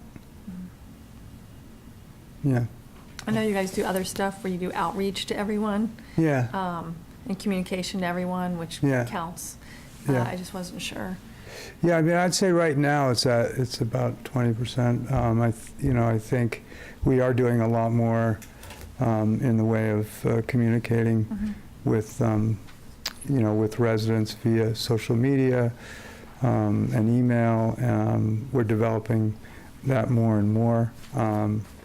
We're also, really trying to identify where we're at risk. And part of the whole age-friendly initiative and dementia-friendly initiative is driven toward, finding where people are living alone and/or where living with a loved one who has Alzheimer's, and trying to be of use in that sort of in that situation in terms of providing either transportation services or in other ways social engagement services, whether it's support groups or whatever it is. Yeah, but With your outreach coordinator, it's 11 hours a week, is that? yeah, 12 hours a week. 12 hours a 12 hours, yeah. So that's a fairly new position, Jim? No, I've always had an outreach person for that same Seems like the amount. profile is, a little bit more profiled. No, that's Got a right. new person in that. Yes, and I did change the title to, I moved it off of being an outreach worker, which is more like a social worker, to an Right. outreach marketing person, Yeah, because I felt like I needed, to get more gusto, if you will, behind and I think the it shows. services that are available. That's how I knew it was your birthday. There's a new Yeah. newsletter. The newsletter's been reformatted. Yeah. It's very nice. Yeah. So I think that helps. I think it's a great question, Carrie, of how many people use the services. Maybe that's something we can think about tracking. Well, what's really interesting, actually, I did this study a couple of years ago, but when you look at the transportation side, for example, typically there's say 12 to 15 people that make up 90% of the van services requests that we use, and that's just amazing to me. But it stays at that 12 to 15 because people come and they go. But we're oftentimes like the last option. So Yeah. you run out of your family, you run out of friends, you run, or you don't want to ask your friends anymore. You don't want to ask your family, and so you know, all of a sudden you start using the van, and it's sort of, that number is pretty consistently No, about I that. certainly appreciate quality as well as Yeah. quantity, which Yeah. is what you're speaking to. Right. And it can make a huge difference in a person's quality of life. Mhm. But I just didn't know if you had any kind of untapped capacity, you know, if the van's only being used half the time. Well, what we're trying to do there is provide more sort of trips to places, like go places together with other people, try and draw. So again, part of the age-friendly aspect of what we're doing is an attempt to just draw more people in. And the reason for calling it Wenham Transit versus Council on Aging or having something like senior written on the van is kind of like anybody can use this, and it's so affordable. It's crazy that more people don't use it. It's available for people who are handicapped and, you know, 22 years and a day old or whatever, 22 and over. You know, that it's available for them as well as for the 60 and over population. And so, you know, we're sort of infiltrating the Maples a little bit more. We've been to a party over at the Boulders to, you know, sort of, you know, get, and then if we have sort of, now we've recently started just sort of driving through those places, like on Fridays and Mondays, like, hey. Anyone have their thumb up? Yeah. Yeah, so, Cream truck? yeah. Yeah, we think we need to start serving something aboard.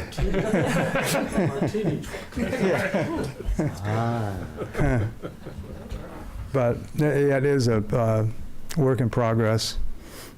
But, you know, I'd like to see that change, and I, yeah, we'll just see. What's required if someone does want to use the van for the first time? Really, just a phone phone call. call. Yeah. Yeah. Just yep.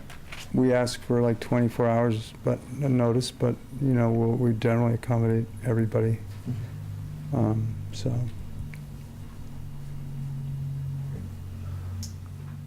Any other questions for Jim? Anything else? Thank you. Thanks, Jim. Okay. Thanks for. All right. Oh, should we talk They about asked the a roof cap over question. Oh, yeah. Oh yeah. Do you want to talk about Yeah. capital? Talk about that. Thanks, Jim. That's a big roof there. Yeah. Yeah, we heard a lot about the roof.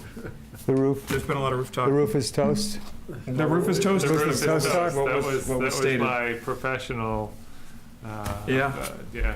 Yeah. I did circle back to the facilities manager. Is that another question as to whether or not it was leaking? Yeah, Or is right, that yeah. am I thinking So of no Iron? active leaks. But Knock on wood. I mean, it's a. So it's a an layman's asphalt drive shingle. by, you look and you say, you know, everything's really chroming up. The main and most obvious is the ridge is really bad. So, you know, and when I think we got a quote for it like 5 years ago, Yeah. and then they thought it was really time to do it. So, you know, if you and it's not like leaking through the ceiling or anything, but eventually it goes at least to the wood, and then the wood gets punk, and then you gotta replace that. It's, you know, so I don't know. And you Seems like a wonder- lot. The cost is more than I would have expected. The but- roof, straight ridge roof line's not cut up, right? Is it? It actually- dormers or anything, or is it? Yeah, it is cut up a bit. Yeah. Yeah. It's But kind of not- strange. Not crazy. It's still a box underneath. It's Pretty much. prevailing wage. That's the big Yeah. driver on that one. How And that's old's the roof? 25 or 30. I want to say 25. Yeah. Every year's a risk.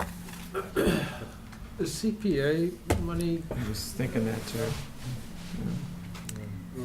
all right, We might get something for the town clerk's office, Yeah, but we That's about it. Yeah. probably won't be putting Maybe in for not that for the after. roof. We've After circled, last night? Well, yeah, no. We circled back on that conversation. I don't Okay. expect they're going to be putting in a CPA application. There's been kind of a meeting of the minds on the need for that and Okay. For what? some other For options. which- For the new Town clerk, dehumidifier unit dehumidifier, for protector. Oh, the for vault. that's vault, oh, Yes. yeah. Yeah. protect our historical documents. We can talk more about that later. Our That's fine. cultural identity is at stake. Right. But, so does that, it was 21,000? So is Yeah. that based on estimate that we've received? Yep. Presumably, yep.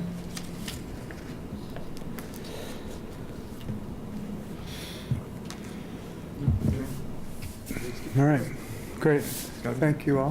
Thanks. Thanks, Jim. Can't have our buildings falling apart, No. especially the senior All center. for Council on Aging. keeping the roofs intact. That's a lot of money. Which, I mean, it just, I think it scares everybody because then they think of their own roof that they inevitably have. We've redone You know our what I roof, mean? that's why I'm all for redoing them. 141 assessment. Oh. Okay. Is there anything in the packet, Patty? Updates, or is this? Hi, Hi, Steve. thank you all for doing what you're doing. It's a tough job. Appreciate it. Thank you. Thanks for waiting. I've got everything in, excuse me, you've got everything in front of you. What can I tell you? Well, you have a lot in front of you, I should say.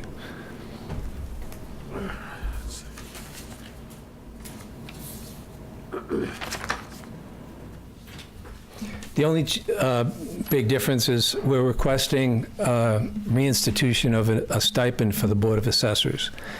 That's $5,400, which if you have the page that I have, I did an informal survey, completely unscientific, that of towns similar in size to ours, and as you can see, it was a very wide range of whether or not there's a stipend. In Hamilton, I'm on the Board of Assessors in Hamilton, we get a stipend, and the way I've always viewed it, you know, A, I'd make more by working at McDonald's, but B, when somebody chews my head off because their property taxes are too high, and it's, of course, all my fault, then then at least I can say, okay, well, I'm going to take my wife or my daughters out to dinner, and you know that's going to make up for it. So that's anyway. That's the way I viewed it. If you, I don't know if it's of any interest, but again.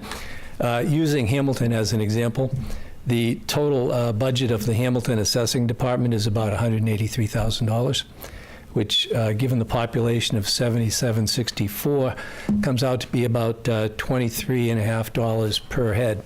In Wenham, the total budget's $76,000, population's 4,987, which comes out to be a 15.29 per head, which means that in Wenham, we spend 35% less per person on our assessing, in our assessing department. Is that in front of us? No, I'm sorry, I just did that the other day, Would sorry. you mind one more time then, and I'll... Sure, yeah. Okay, Hamilton, total assessing budget is $183,000. Population is 7,764. Comes out to be $23.57 per capita. In Wenham, our total budget $76,253. Population is 4,987. Comes out to be $15.29 per capita. I am planning on using our Board of Assessors more than they've been used in the past. We had a reval year last year. Yep. There's some serious gnashing of teeth, particularly at the higher end properties, and I want to see these properties, and I don't want to go alone. I would like to take someone with me. Protection or just for, I'm sorry? it was a little bit of a joke, for protection or just to get Yes. better feel? No, it's not a joke, seriously. Interference. You know, don't want to get into a he said, she said, she said situation. So, you know, it's like Joe Friday, just the facts, ma'am. So I've talked to the board about that, and they're all for it. And it will be good for them also to see the properties and to have more data regarding their decision regarding the abatement applications. Have the applications already come, I mean, there's gnashing of teeth, and then there's the application. Yeah, well, the deadline's Friday. It is. So right now, I don't know what we got the last 2 days because I'm not in Tuesday, Wednesday. I think we've got like 35 applications now, which is double what we had the past 2 years, but half as many as we had at the last reval. But we still have a couple days. What was And the last reval? 4 years ago. 4 years ago. We had 76 or 75, I believe. The reval throws a real monkey wrench into things because the state comes in and they do what the state does. So. I know Patty was here working on New Year's Eve a month into the job. It's all my fault. And you were, My fault. well, No, I was actually doing payroll, that's okay. not for that, Taxes not for were that out. part, but your fault in the other part, the residents at the door, you know, saying, for a couple other finance-related matters too, but among them, property bills, tax Well, bills with her name on it. Anecdotally, what I'm hearing from people who have more expensive properties is that the change in the tax law, which reduces the amount that you can deduct for property taxes, in their opinion, makes their property less marketable. Absolutely, yeah. What they're not noting is that the change in the tax law also gave them more discretionary income. But anyway, fortunately, I've been appraising real estate for 32 years, specializing in high-end properties, so that when I go out to see these properties, I think I'll have an idea of who's right and who's wrong, and I'll be prepared to defend that. So, what's your plan for the 35 applications for abatements? Do you visit each one of those? Do you deal with every one of those in some way? They have to be dealt with, either approved or denied, or some percentage approved or whatever. But of the 35, I would say 20 of them are high-end properties, and I would like to visit the majority of them, time permitting. We have 90 days to act on any application. Deadline for applications is coming up Friday. Friday, and then you have, Well, 90 days from when we receive the application. okay. When they come in, they get stamped, and right. What's the average, if there is one, Steve, the average percentage of folks who do get, in fact, an abatement? it varies year to year. And, some of the people are getting big abatements. They're getting what they're asked for, Yeah. okay, because they've got a strong case. Others, we might give them a small percentage because we agree to a certain extent. Others, outright denial. We have people who apply every year. Oh, It's like, and, they keep looking. yeah, but on the other hand, if you don't apply, you're not going to get it. It's like Wayne Gretzky, you don't score on 100% of the shots you don't take. So Okay. that's the rationale behind the stipend, and I also think that finding volunteers such as yourselves is going to get more and more difficult, and having just a little tiny something to sweeten the pot doesn't hurt. So The Board of Assessors had a stipend, the stipend went away, and now the stipend's coming back. Why did it go away? there was a deal made, and Tom Tanis could speak to this much more than I, because he was here and he was part of it, but apparently it had something to do with attempting to hire an assessor, Steve Gasparoni, in exchange for hiring him and having somebody here at least half-time. They gave that up because they felt it was so necessary. Oh, so those resources were used for that salary? Yes. Okay. And you know, the assessing budget has remained relatively flat.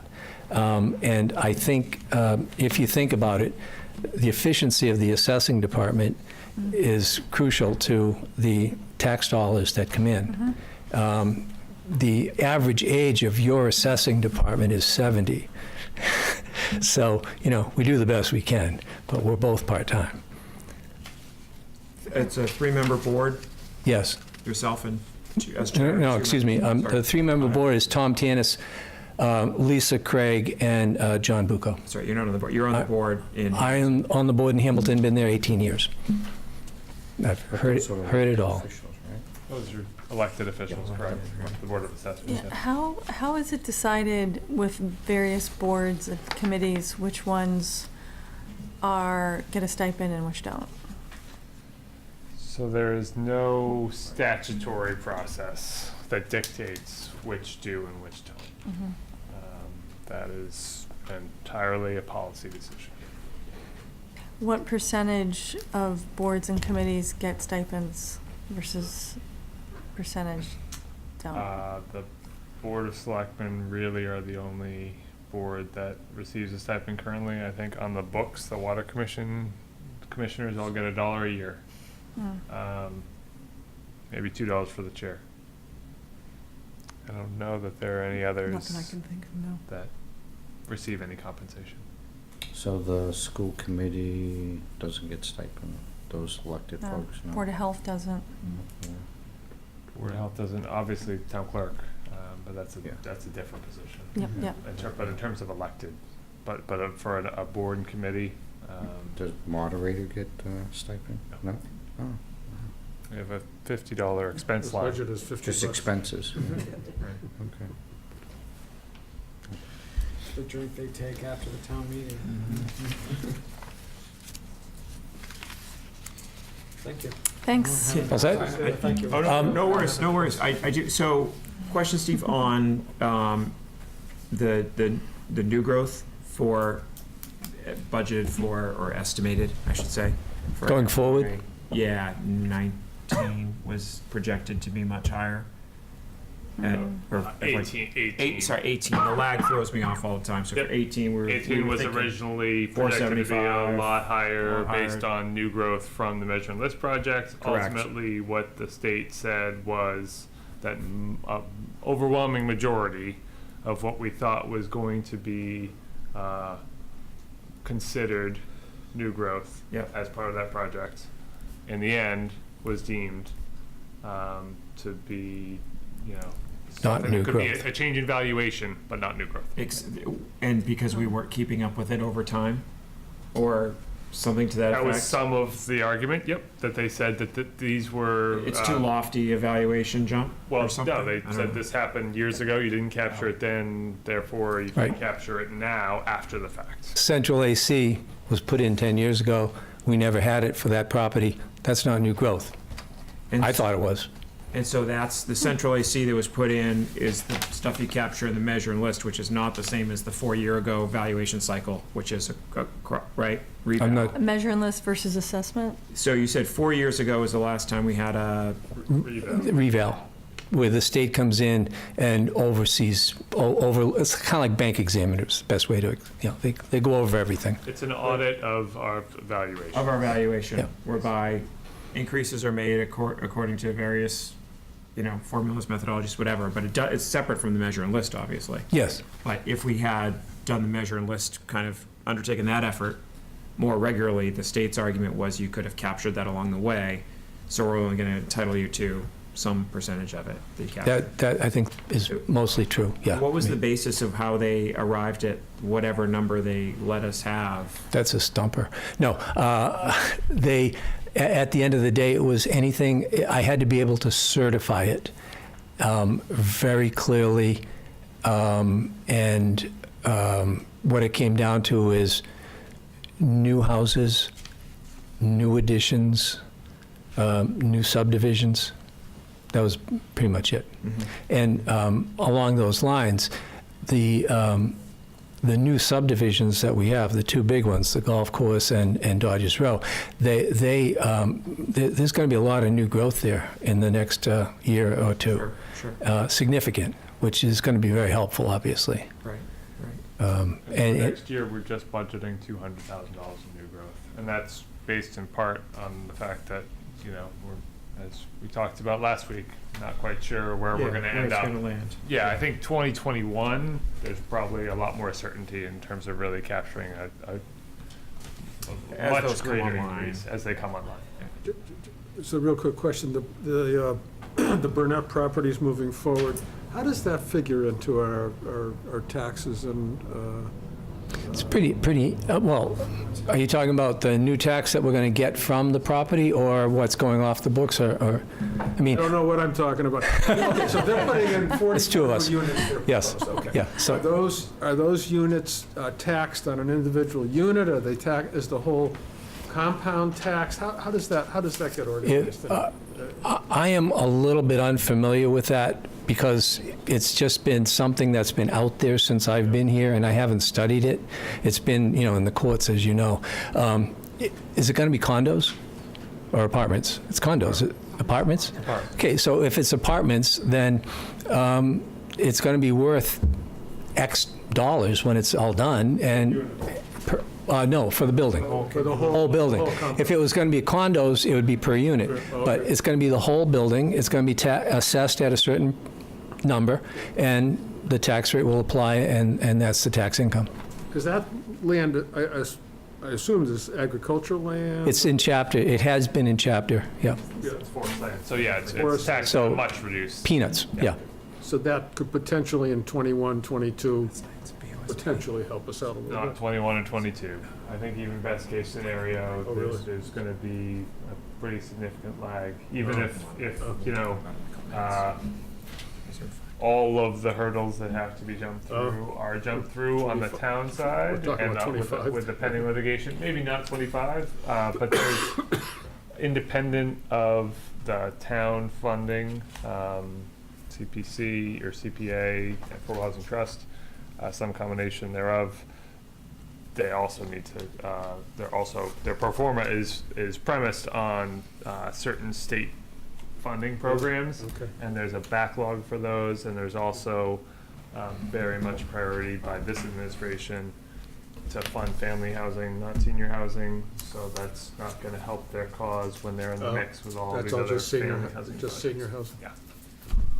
So there was, it is family, senior housing going in. Senior- Yeah, right. Well, yeah, we're at the very beginning. Yeah, I'm of the sorry. process. Yep, Yeah, yep, yep. That'll help with our 10%. Right next door. We gotta watch the Board of Selectmen It would, on Tuesday. it would certainly, On Wednesday. it would put us I haven't watched well it. above the Up to 10% 10%. on our SHI, or unfriendly 40B issue, yes. Be good? You guys have my email. Yep. Anytime, any question. And I just want to say, Peter has done an amazing job, and I think he's going to be hard to replace. Yeah, it's gonna be totally Yeah, missed. I agree. Thanks, Steve. All right.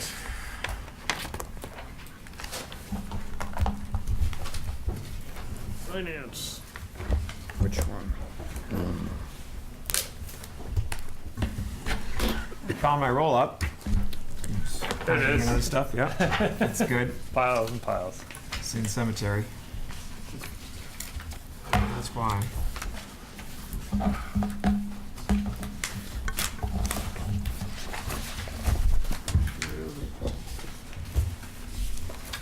Okay, so Which one? 130, second 130? tab. Yep. 130. Thank you, ma'am. seconds, like the, The second set of tabs. After the capital. got it. Yeah. Second tab.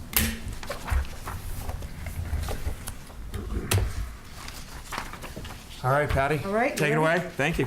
Thank you. So we'll start with I'll go backwards a little bit here. As far as the expenses go, the expenses are budgeted to be flat. Pretty much where we are now for the different services that we use, Deputy Collector Services, which is Kelly and Ryan, they do all of our billing, and they do some of the deputy collection when we have excise that goes into warrant and demand, and they help us out with that. Payroll services, these Hoppers, and they're, actually, we've been having a lot, it's been great working with Hoppers, they've been really good, and we'll continue to use with them. Sorry, Patty, to interrupt. You said the first one was, that service was Kelly and Rye or something Kelly like and that? Ryan, So it's called. where does that fit in? That's under Deputy Collector Services. Deputy Collector, Yep. thank you. Lockbox services, those are the services that we use for when people mail in their payments. It goes to the PO box, or the address in Medford. Medford, yeah. Yeah. They process them electronically, they send us a file every day, and we book them that They way. take like 3% or something? Yeah, we somewhere don't pay them very much, and it's a great service. We have those booked pretty quickly. Really quick, yeah. Professional dues and memberships, these would be for myself for the GFOA, and Can for. I just go back just a quick? Sure. I mean, it's very minor. Do we save money when people drop off? Not really. I mean, it's just, it's another way for us to get, we get checks 3 different ways. People can drop them off, which we have a good number that drop them off, but not a constant flow here.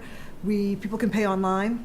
They can pay by check, they can pay by credit card online, or they can mail their payment in, and it goes to the lockbox, and then we just get the file every day. But when there's a lot of volume, it's a lot quicker for it to be through the lockbox, although we do have scan capability here, but that's someone sitting there scanning the checks and actually, doing it physically. So what goes to what gets sent to lockbox? People's Payments checks. for what, water bill? Yep.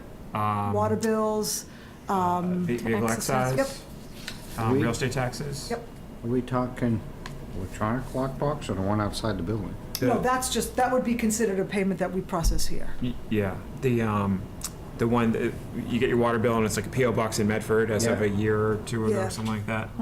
But I think you raise a good point. I mean, if someone is cutting a big check for a quarterly tax, I mean, if it is 3% or something, I mean, it is. Well, the lockbox doesn't cost them anything more than a stamp. But to the town, Oh, to the town? does the town save, recoup more, reduced expense line to a lockbox technically for real estate or for some of these big excise taxes that are, $800-900, I don't know, whatever. So are you suggesting we would not use a lockbox and have them? Not that we wouldn't use here? it. I think that you raised a good I question. was just curious if we have, Yeah, so no, like certainly it's a great service. We want it. You don't want all the, we don't want to deal with all these checks in house. How much are they making off the town? Theoretically, Question. exactly. Yeah. Right? Like, what's their total revenue cut? from Wenham? Right. Right, and alternatively, it would be, and what would it cost the town to process them in time and Well, salary? I'll tell you what Right, that would which is cost the us in trade-off we're time. talking about. That's when we get over to the Yeah. staff That's inside. exactly the draft. Yeah. Yeah. Because that would be, I mean, you would be looking at a very different staffing. It would come down Scenario. to, I mean, like we get like, how much do we get for excise in local receipts? That's a big chunk of it, right? Like 600 or something. Yeah. Vehicle excise? Yeah. So, Yeah. so, that, so that's a good amount for vehicle excise. $18,000 in fees? Potentially, yeah. But then there's also I was thinking the big one obviously is real estate, but a lot of people escrow, so it's not really going Yeah. to that location anyway. No, right? in fact, we get about Or is it? a third of our payments come in through, actually even more than that, a little bit more than a third of our payments come in through some form of escrow. And where do they get? Yeah. Basically, we send the file, or we send our tax file to Kelly and Ryan that processes all the tax bills and actually mails them out.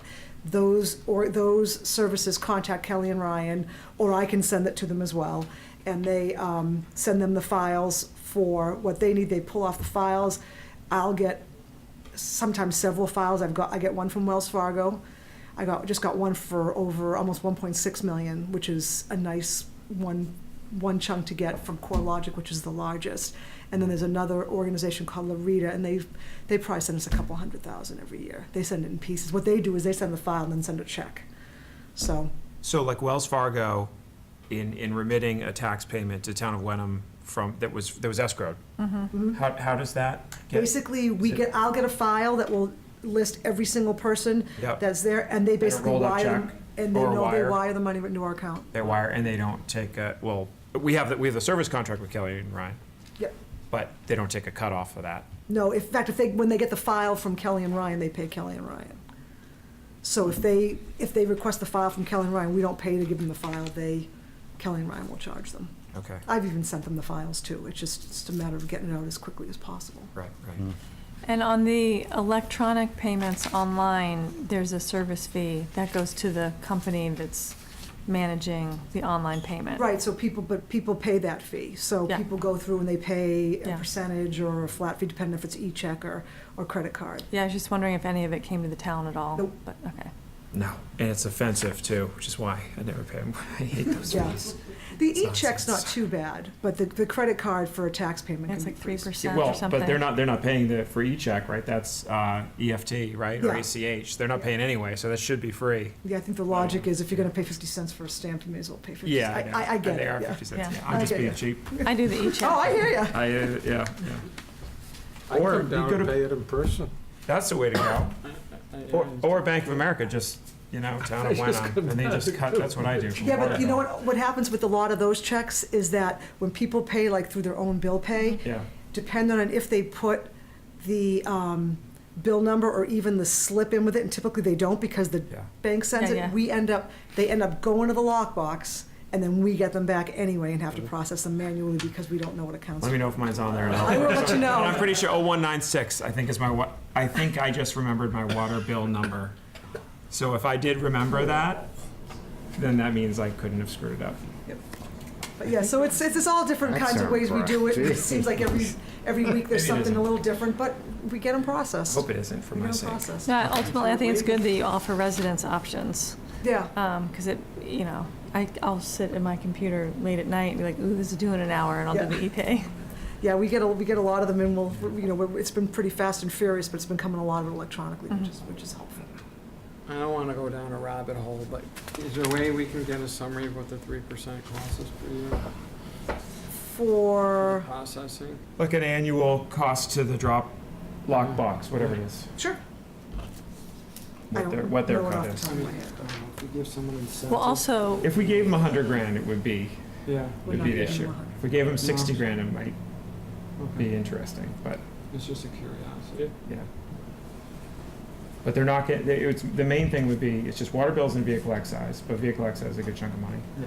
But then, to your point, it'd be $20,000, whatever, max, because people pay it here and it's not real estate, so. well, also ease of payment helps collection. Right. That's right. We want the money, even if Yeah. we have to pay a little Yeah. bit. Yeah. That's right.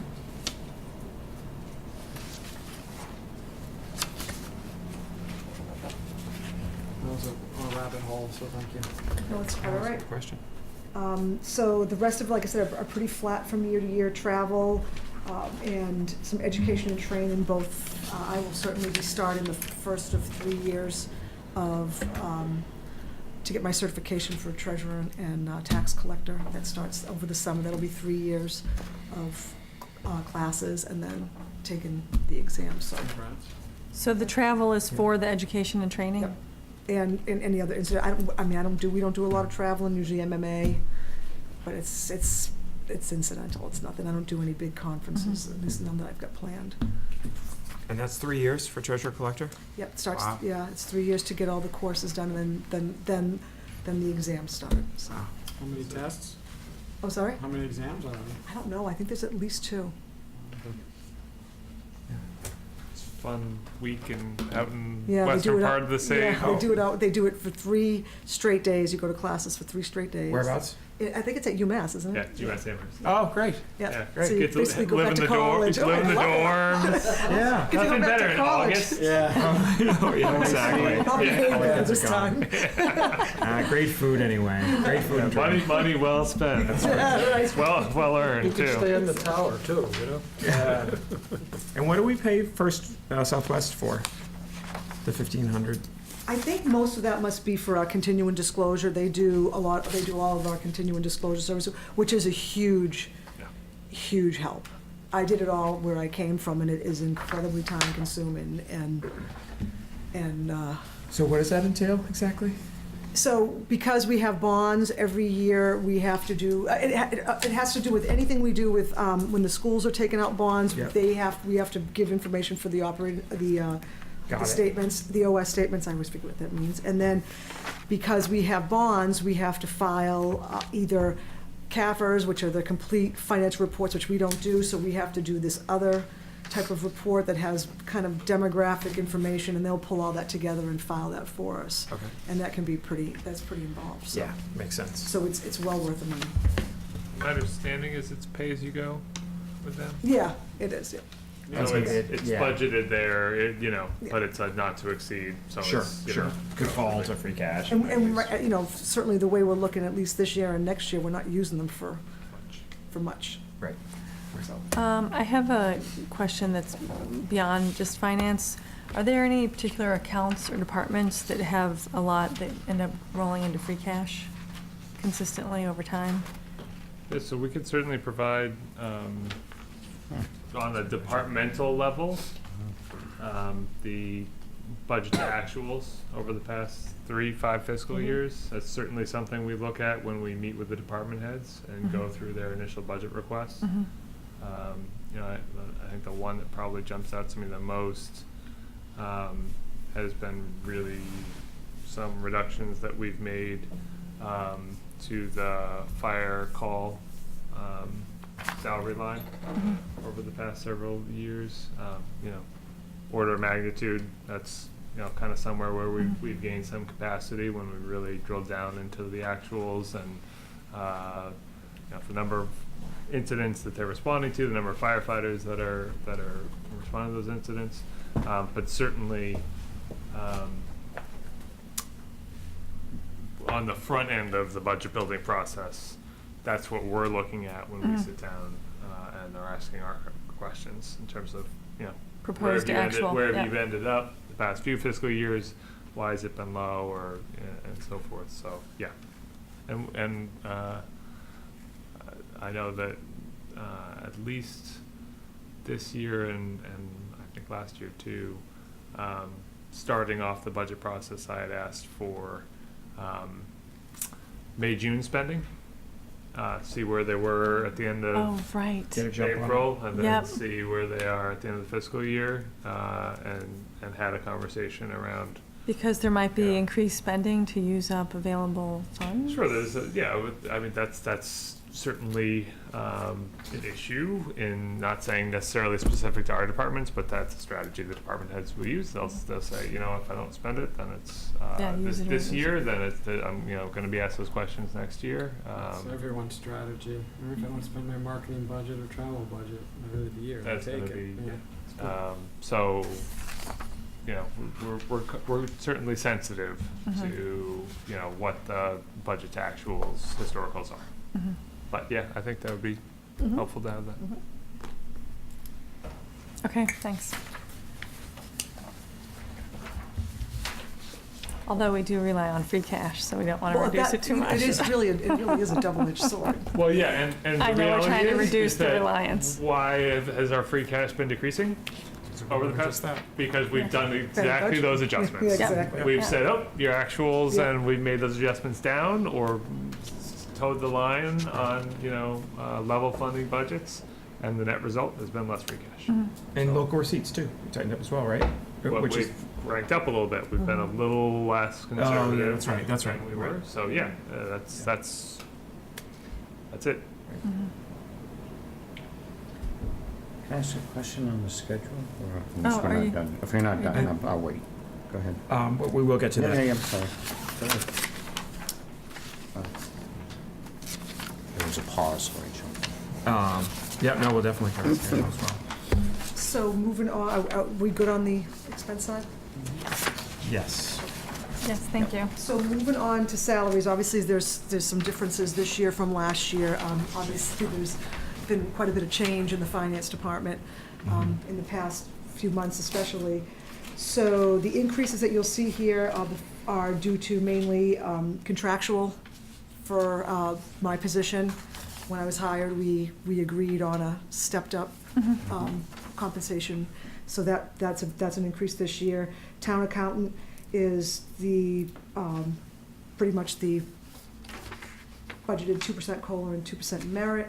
Same for the finance assistant, but I am asking for more hours for the finance assistant. She currently works 30 hours a week now, and I'm looking to see, to request to have her work the same 36 and a half hours a week. So she would be here for all the hours that town hall is open. So we have times during the day where she's gone home for the day, or she's staying and I'm doing comp time with her, because I know this is not the first time you've heard this before. I mean, it's a busy office, and we need the time and we need the staff. We run pretty lean. And also because of the statutory requirements and regulations, there's very little cross-training that the town accountant and I can do, because we need to keep our functions separate.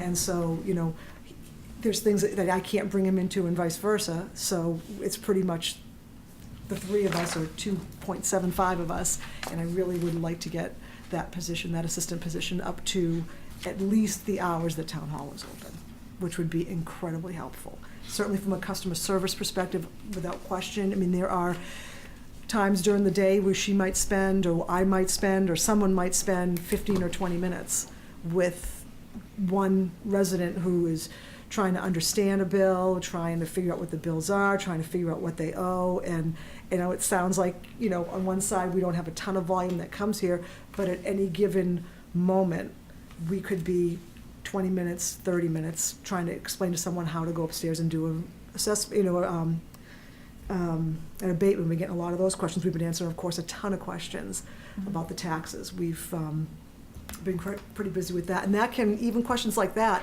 and concerns like that from residents can take an hour of my time. And to be doing that and trying to deal with the desk, because we want to make sure that people are getting service, it would just be great to have her here when we're open. I have a question, if I may. So if I look at the last page from 16 to 20, did we not, this is prior when I was on the board, did we not have a finance director in 17? So look, it's 142, 17.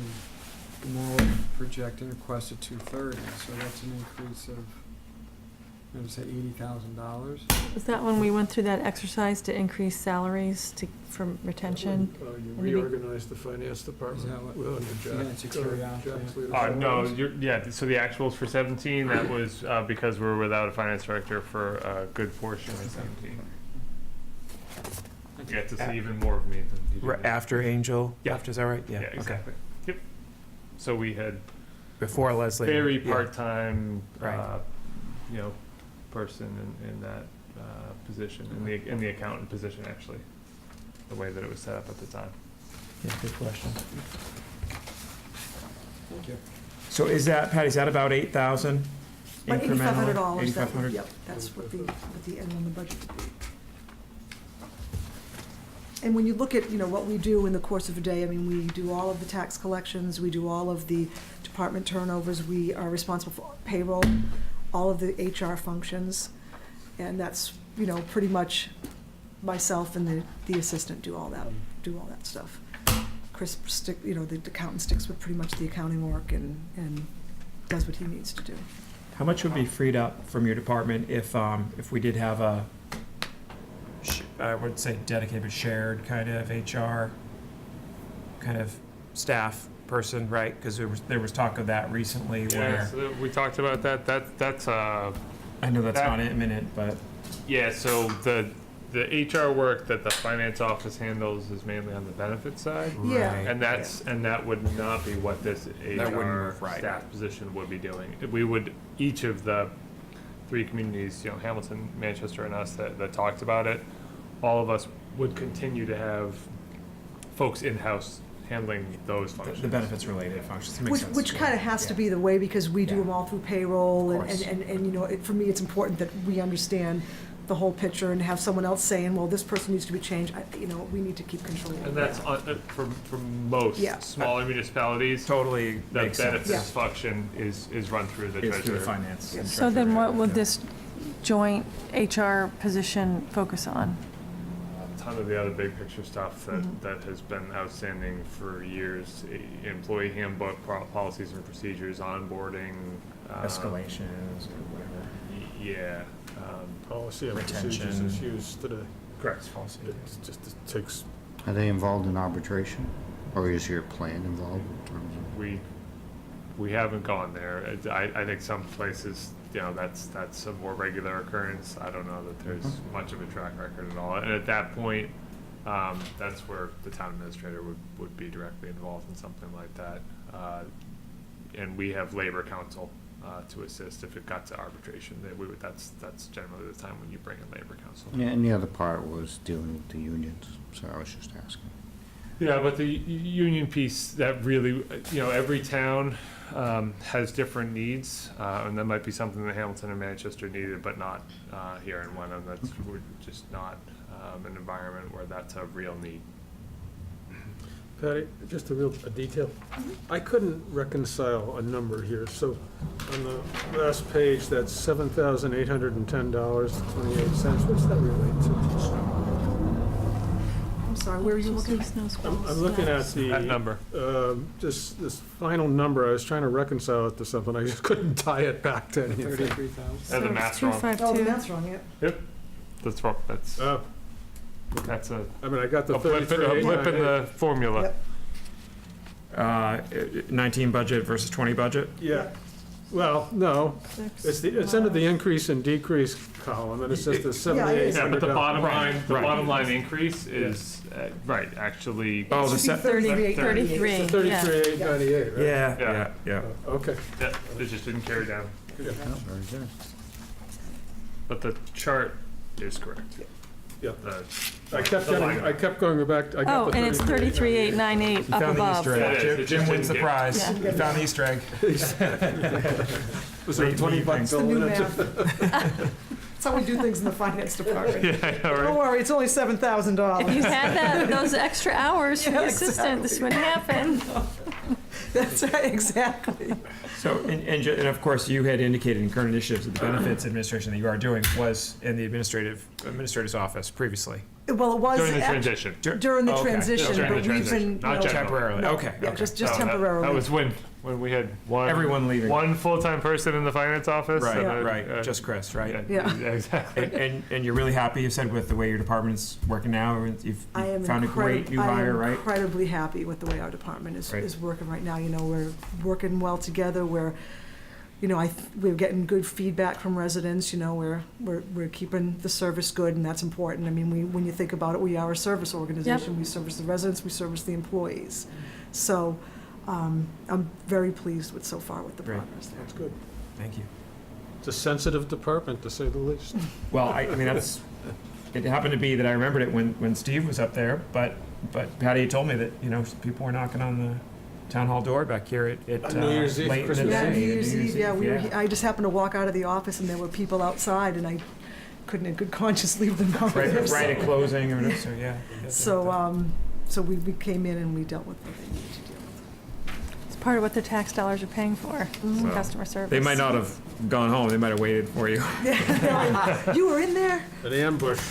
And that's the part of the job that I find interesting. I mean, you know, when you get a chance to explain something to someone that they didn't understand Yeah. or just try to, you know, especially with the reval. The reval has certainly been interesting with the taxes, but, you know, most people they get it.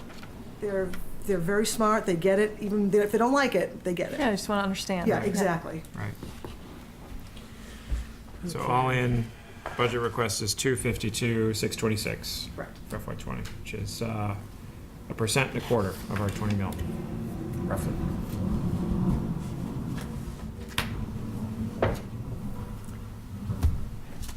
Any other questions for Patty? I don't have any. No, I don't have, okay, thank you. Thank you.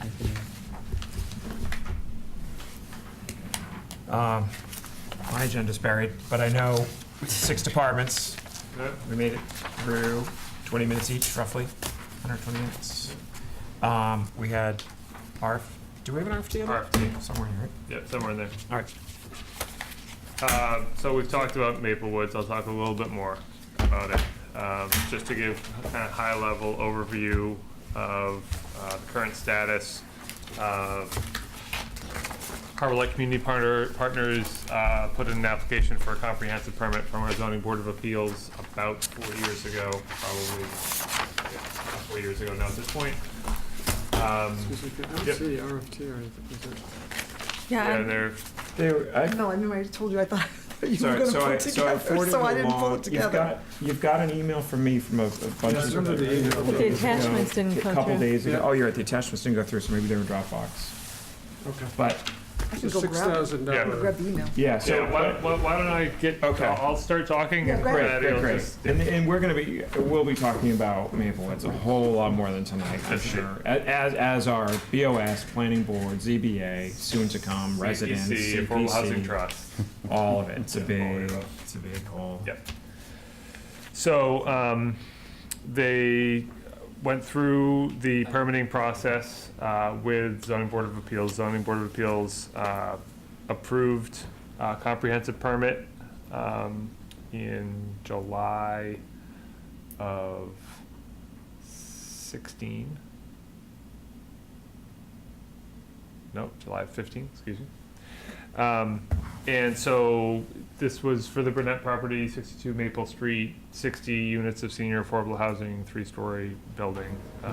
The There were 2 appeals that were filed, one against the comprehensive permit, the other against the septic permit that was issued by the Board of Health. So it's been spinning out in litigation for 3+ years. The 2 appeals were consolidated, all ultimately, after a fair amount of back and forth, as you might imagine, all of the septic appeal elements dropped out of the complaint. So there's just a few elements left of the litigation. There was, the trial was set to begin in another week or 2. There was a mediation session that was held with the plaintiffs and Harbor Light Community Partners back in the beginning of January, and the result of that settlement was a term sheet, so a preliminary settlement agreement, basically 1 2-page document that was produced that now they are working on finalizing the terms of with a more formal settlement agreement. And our understanding is we'll expect to see something along those lines in the next few weeks. But that's for the private parties to, we weren't party to that mediation session or the term sheet or the settlement agreement. The town's basically stayed on the sidelines. Is it butters mainly? Yes, but yeah, it's a 10 taxpayer lawsuit that was filed. So, at this point, assuming that the settlement agreement will be finalized in the weeks ahead, Harbor Light has submitted an application requesting funding from the CPC for this project. And one of the significant conditions of the term sheet was that not only would Harbor Light agree to reduce the unit count from 60 to 45 and the height from 3 to 2, as long as that's feasible, and some screening and changes in setbacks and so forth, but it also was contingent on receiving a minimum of $1 million of town funding. So accordingly, they've submitted an application into the CPC for $750,000. Everything they've represented to us is they expect to put in a separate funding request from the Affordable Housing Trust for $600,000. And then kind of process-wise, those first 2 funding requests will occur in the next couple months. We'll go through their process. CPC certainly a lot faster than Affordable Housing Trust because they have to deliberate and take their votes in February in order to be on the warrant, because ultimately any recommendation obviously from the CPC has to go to town meeting and be approved. And then at that point, if the funding were to be approved both by CPC and town meeting, and also the Affordable Housing Trust and the Board of Selectmen, Affordable Housing Trust funds have to be approved by both the Affordable Housing Trust, a majority of the Affordable Housing Trust and the Board of Selectmen. Then the permit would be remanded back to the ZBA. The ZBA would take up the permit and go through their review process and eventually approve it. So there's a lot of conditions and caveats, a lot of steps along the way. One of the elements that is even more complicating is the fact that it was chapter land and forest. It's a 4-acre parcel, so the town will technically have the right of first refusal. And if you remember when we went through this with Wenham Pines, the statutory process is very fast. So A couple of quick back and forth offer and yeah, the reval, whatever. correct. Yeah. So Harbor Light Thanks, back in September of 2015 had an appraisal conducted on the property that valued that parcel at $1.8 million. And one of the issues that came up specifically as one of the complaints in the litigation was that valuation amount. At the time, Harbor Light's funding request between Affordable Housing Trust and the CPC was $1.8 million, which was the same as the valuation. And so the selectmen, in kind of taking all of these various moving parts into account, at this point, thought that it would be prudent to have our own third-party independent appraisal of the property, so we would have a sense of whether that $1.8 million was something that was fair and reasonable, because ultimately most of what the funding requests for this project would be going towards would be acquisition. So the board felt like it was incumbent upon the town to do its due diligence to know whether that acquisition cost, that property valuation, was fair and reasonable and consistent with market value. So the RFT is for not to exceed $69,000. That's the Shannon Company, who the town has. 1,000 or 100, it's 100. Did I say? 69,000. Sorry. Sorry, 6,900. Yeah, got it. Apologize. And that's to engage the Shannon Company, which is a firm that the town's used for 2 other property appraisals in the past several years to look at the highest and best use based on the what we anticipate to be the permitted projects, so 45 senior affordable housing units, or if is some other use that would inflate that valuation or increase that valuation. Yep. Understanding, what that would look like, and there's a 30-day turnaround, and the idea here is that we would then have this information when and if it came to town meeting as an important data point, and also would be presumably a determining factor if the town were ever to consider exercising our right of first refusal and saying that, maybe appraisal came in and said it was $200,000. Well, maybe we want to spend $200,000 to leave it as forest land as opposed to, spending over $1 million to have it developed as affordable housing. I don't know if that's. So all this is a lot of formality and data. So if it is over $1 million, we couldn't afford it anyway, but that still goes to the town to decide that, right? It allows, I think, for everybody to have the information that they need to make an informed decision. Yep. Does the fair and best use, or whatever the term is that considered an adjustment from the 60 units down to the 45? It's So in it's essence, premised on the 45 unit project. It's not premised Okay. on the 60 unit project at this point. okay. But the original valuation was estimated in the 1.8 range, Yep. and so it's not deemed to have changed the marketable value of this property, even though it's only now.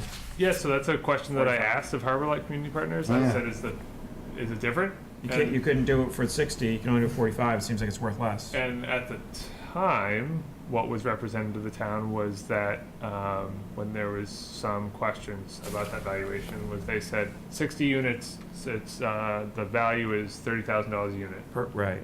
And so that's how you get to the 1.8.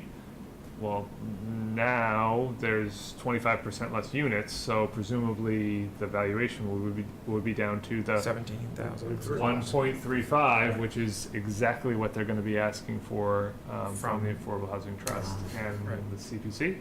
So I think based on that initial feedback that we've gotten, that's kind of furthered our interest in having this appraisal done. Certainly warranted, even if, to your point, Mike, we didn't as a town for open space or any other need, potential use, decided to pursue it with right of first refusal. You at least need to know what the appropriate fair and independent valuation is, and especially where there's implications for our tax dollars that are now in the CPC and Affordable Housing Trust, and then those coffers, which might go towards this. Definitely want to make sure we have the right valuation.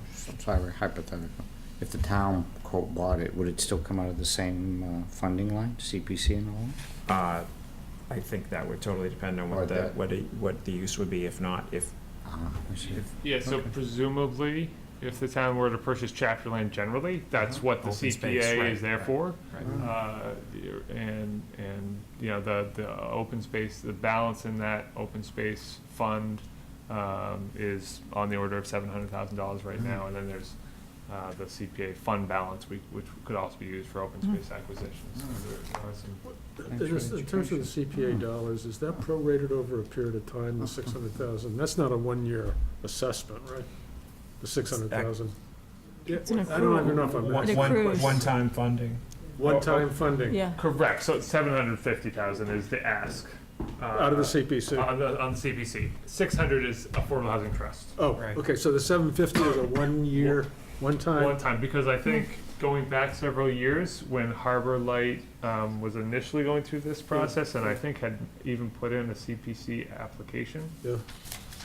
they, at that point, were talking about bonding and spreading out those payments over multiple years. Now they're just asking for a one-time payment. And what do we have in that fund? So that came up at last night's CPC meeting, and it's not the easiest question to answer, but I'd say generally that if there are a number of other CPC applications yeah, this year, Yeah. and depending on what those are funded at, and if the CPC funds the full $750,000 request Yeah. that's been submitted, there will be the $700,000 still left in open space or thereabouts. But then pretty much all of the other balances Goes away will for the year. be, yeah, there may be on the order of one or two, at most $300,000 left total in the other buckets. Okay.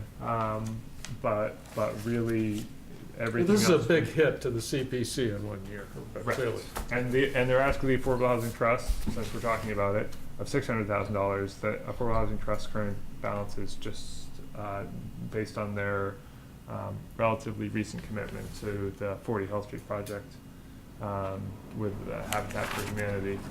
Their balance is around $630,000, so they would have Pretty much, $30,000. wiped More or less, yeah. And obviously, a lot of people have their sights set on exceeding the threshold to And it would put us prevent well 40B over the 10% down the road. Oh, I think these that's would a be real positive for We the talked about this community. I'm just earlier, wondering and I about missed half the conversation. These would be Yeah, apartments. that amount of money coming out of Yeah, one is it the year. right amount of money? You just don't- And, yeah, exactly. It's a lot. Yeah. At a range, at what range? In terms of, do they fall under the definition of affordable Yes. Yeah, there's according to subsidies. the guidelines Yeah, yeah. based on our Yeah, yeah. income, Guidelines. median income? Yeah. Yep. So does a CPC have a choice to fund all or part, or is it all or nothing?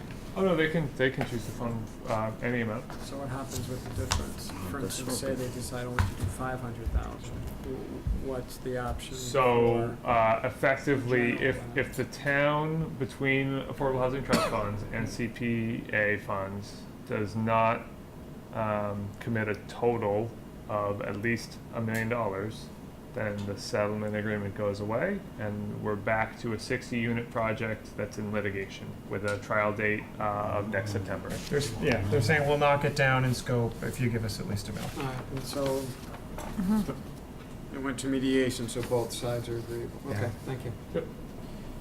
So, so shall I establish the motion for the RFT? And then we can chat more about it if needed. I don't have one written, but I can, unless you do, I can. I just wanted to know, I pulled this up, but I didn't know where it was going to the book POS. What's that? The funds, where do they come out? Oh, no, it would be to a specific capital account. Oh, okay. Yeah. Which is what we did Yeah, do you And need so- to know what account? before. Yeah, that's what I would wing it, and I wouldn't Oh. know that, so I'll let you We figure could- that out. We could certainly make sure that we had everything you needed for tomorrow night and amend the agenda for tomorrow night. Okay. And we do it tomorrow. if you- It gets us, another day's not gonna make a difference. Sounds good. And just to be clear, we're spending up no more than 6,900 or roughly 7,000 Yes. to the Shannon Company with whom we've contracted for independent real estate valuations in the past for the town to get And predominantly 60 chapter property valuations, right? Correct, yeah, and we did go the first time, anything under $10,000, you don't have to get three Yep, quotes, you yep. don't have to go through Oh, the right, right, solicitation process.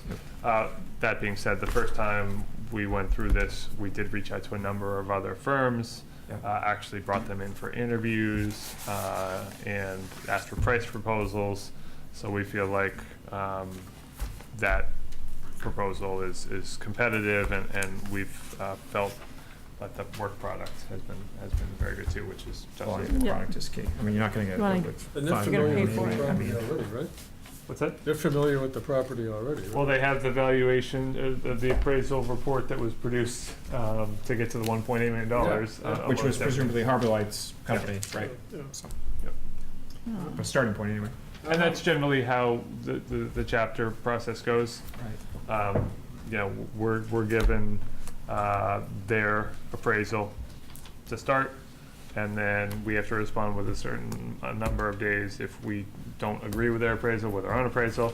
And if they don't agree with ours, then we Yeah. jointly hire a third party that, whatever they decide is binding. So unless it's wording, I myself, Mr. Chairman, don't have a problem voting on it tonight. Well, I guess, thank you. I guess maybe why don't we just defer until tomorrow, quick and easy, because we're back at it with more departments. Thanks, though. And obviously, any other questions? So for more background, so email from Peter, and then what Patty just handed us, and then the attachments in the Dropbox, I think, have all the nitty-gritty from the litigation I will and, put that in there, yeah. all the, terms of, term sheet, satisfying abutters, where trees will be planted and all this stuff. So it's interesting. And then last night's meeting, which I've only watched a little bit of, was it BOS or was it planning board? It a little was both? a CPC meeting CPC. with, the BOS was posted, they weren't. to have some scheduled But so time. they could ask their questions and say. what Yeah. they said. And the gentleman from Harbor Light was he's expert in this, to say the least, and did a great job, making his case and answering all the questions I've asked, for what I've seen. Cool. All right. Does that bring us to next meetings, right? Cover the calendar bit? Actually, my questions were, when is, maybe I missed something, when was police and veterans? Police are tomorrow, right? Tomorrow. At least tomorrow. Oh, they are? Yeah. I didn't see that. All right, So we're back here tomorrow, right? how Back about here veterans? tomorrow, yep. Okay. I need to get this Oh, one. veterans? No, we're not at Bucher, we're in You had a here. veterans? We were, and then What's that? Patty Veterans Department, pushed We everybody else didn't out for have, us. so, talking about the, 17 grand for the Veterans Department. yeah, so we have never invited her in to present her budget. We could certainly try to facilitate that. Is it the lady from the VA? Was that? Yeah, where did I see her present? who's So, the- Eastern Essex, I saw Regional her Veterans present. District. Oh. Karen Tyler is the Yeah. VSO. Okay. Yep. So, she's actually, because, it's a regional program and we're one of 7 communities, we've never actually had her present her budget to the Finance Committee as long as I've been here. I thought she worked for the VA. No. Okay, then I'm confused, the roles and responsibilities. She's Essex County, but she's on behalf of veterans. So we've been part of a regional veterans district since the 80s. The communities that have been involved have changed over time. They've been pretty static for a good number of years now. And we're one of 7 communities, and she's the VSO. There's 2 staff people. And I don't honestly know where they are in their budget process. So She presented at the Citizens Academy. It was excellent. yeah, so I will check in with her and see, because they have a separate, she has a separate board of directors that she reports to, that's responsible for overseeing the operations and budget process. And I just, we generally, we reach out to her early on in the budget process, ask for what she anticipates in the next fiscal year, and put a placeholder in there. I'll circle back and see kind of where they are relative to their process. And is the Veterans Committee also presenting? The Veterans Committee has a very small new line item this year, which we touched on, I think, briefly at our December meeting. I'd be happy to speak to that. We didn't plan to have Dean present on that. So there was a term of agreement when they created the committee, Yep, that there would be no cost. I can go pull it out, okay. find it, because I remember the selectmen meeting, I'm not poking at them. I know there was when they created the committee, and I remember the board of selectmen said, this isn't gonna cost us anything, right? The answer was no. That would be- That's from they reap revenue from the. I think I remember that across too. the board, It was right? zero cost to me. Where did they get the revenue from? Yeah, no, it was separate from that. They had I'd have to go back and double check, but relatively small funding request for FY '20. I want to say on the order of $1,800 or something like that. But we can certainly circle back and check the tapes. You sounds like you remember better than me. And me too. I'm not that, yes. All right, so our packets, our binders are filling up. Please tomorrow. So we're here tomorrow night, board department meetings, then Tuesday and Wednesday. You're not here next Wednesday, you told me, right? Correct. Tuesday at Bucher, right? Yep. Yep, schools. Tuesday or Wednesday? Tuesday, then, Tuesday well, is- yes, Yeah, the 5th is the joint. yes to both, unfortunately. We've got fun weeks planned ahead. So, yeah, so Tuesday with the schools and Hamilton. Are BOS joining as well? Next Tuesday? Or Friday? Yeah, Tuesday, They- it'll be everybody around the Okay, table. all right, so that's our try. And then, Triumvirate. yeah, Wednesday is just the joint FinComs. Right, okay. And then we're not the 11th, we're the 14th, right, with, we have 13 and 14, or no? We do? I thought we had 11th? 13 too. It's my daughter's Oh, yeah, birthday. the 13th. It's on here. This could be, this is, certainly could be an older version Yeah, that I there's have a new of the one she calendar. I passed have out. the 11th, the 14th, and the 20th. The, The Yeah, 11th we're is the not- rescheduled meeting, right? we're not 11, are we? Oh, yes, you're right, Jim. Oh, so it'll be 11th? Well, that, I have it as rescheduled, but that's draft So warrant. there's one dated 1:30 Yeah. that she handed out tonight. Okay, But that has the 13th, not the 11th on it. We got the 13th, I right? had crossed out the 13th and written 11th, but that was for draft warrant article submitted to town council anyway, so that's Okay, not so our, what do that's we- not our what do we got meeting. now? Yeah, can we Yeah, so that Well, week is the February 11th and the 14th, It is the 11th. For FinCom, FinCom. 14th with Because BOS. 14th with BOS, 11th is your own internal wrap-up. Oh, that's, okay, The yeah. 14th is joint with BOS, Yeah. because the 13th is the CPC deliberating on So this all of becomes the applications. 11th? Are we, so, And the 20th? FinCom on the 13th. Nothing on it's the 20th. 11th. Nothing on the 20th? The 14th replaced the 20th. strike, 14th thank you. replaces the 20th. Okay. Thanks for that. And then 11th is our wrap-up. Yep. FinCom That's wrap-up. the off night on a Monday, just because Right, the right. 13th, we wanted CPC to have this room for their deliberations. Got it. So 11th is when we'll have our discussion about everything that we've been talking about this week and next week, as it relates to level services and more. And then a few days later, we'll have that joint discussion with the Board of Selectmen as well. The meeting with the BOS is at 6:30 or 7? Oh, you're really going far out. Haven't gotten there yet. Whichever you like. So tomorrow, 6:30. Tomorrow's Now 6th. 6:30. Yours, right? Thank you. Take this one meeting at a time. That's right. All right, any other thoughts, discussion? If not, is there a motion to adjourn? So moved. Is there a second? Second. All in favor? Aye. Aye. Thank you very much.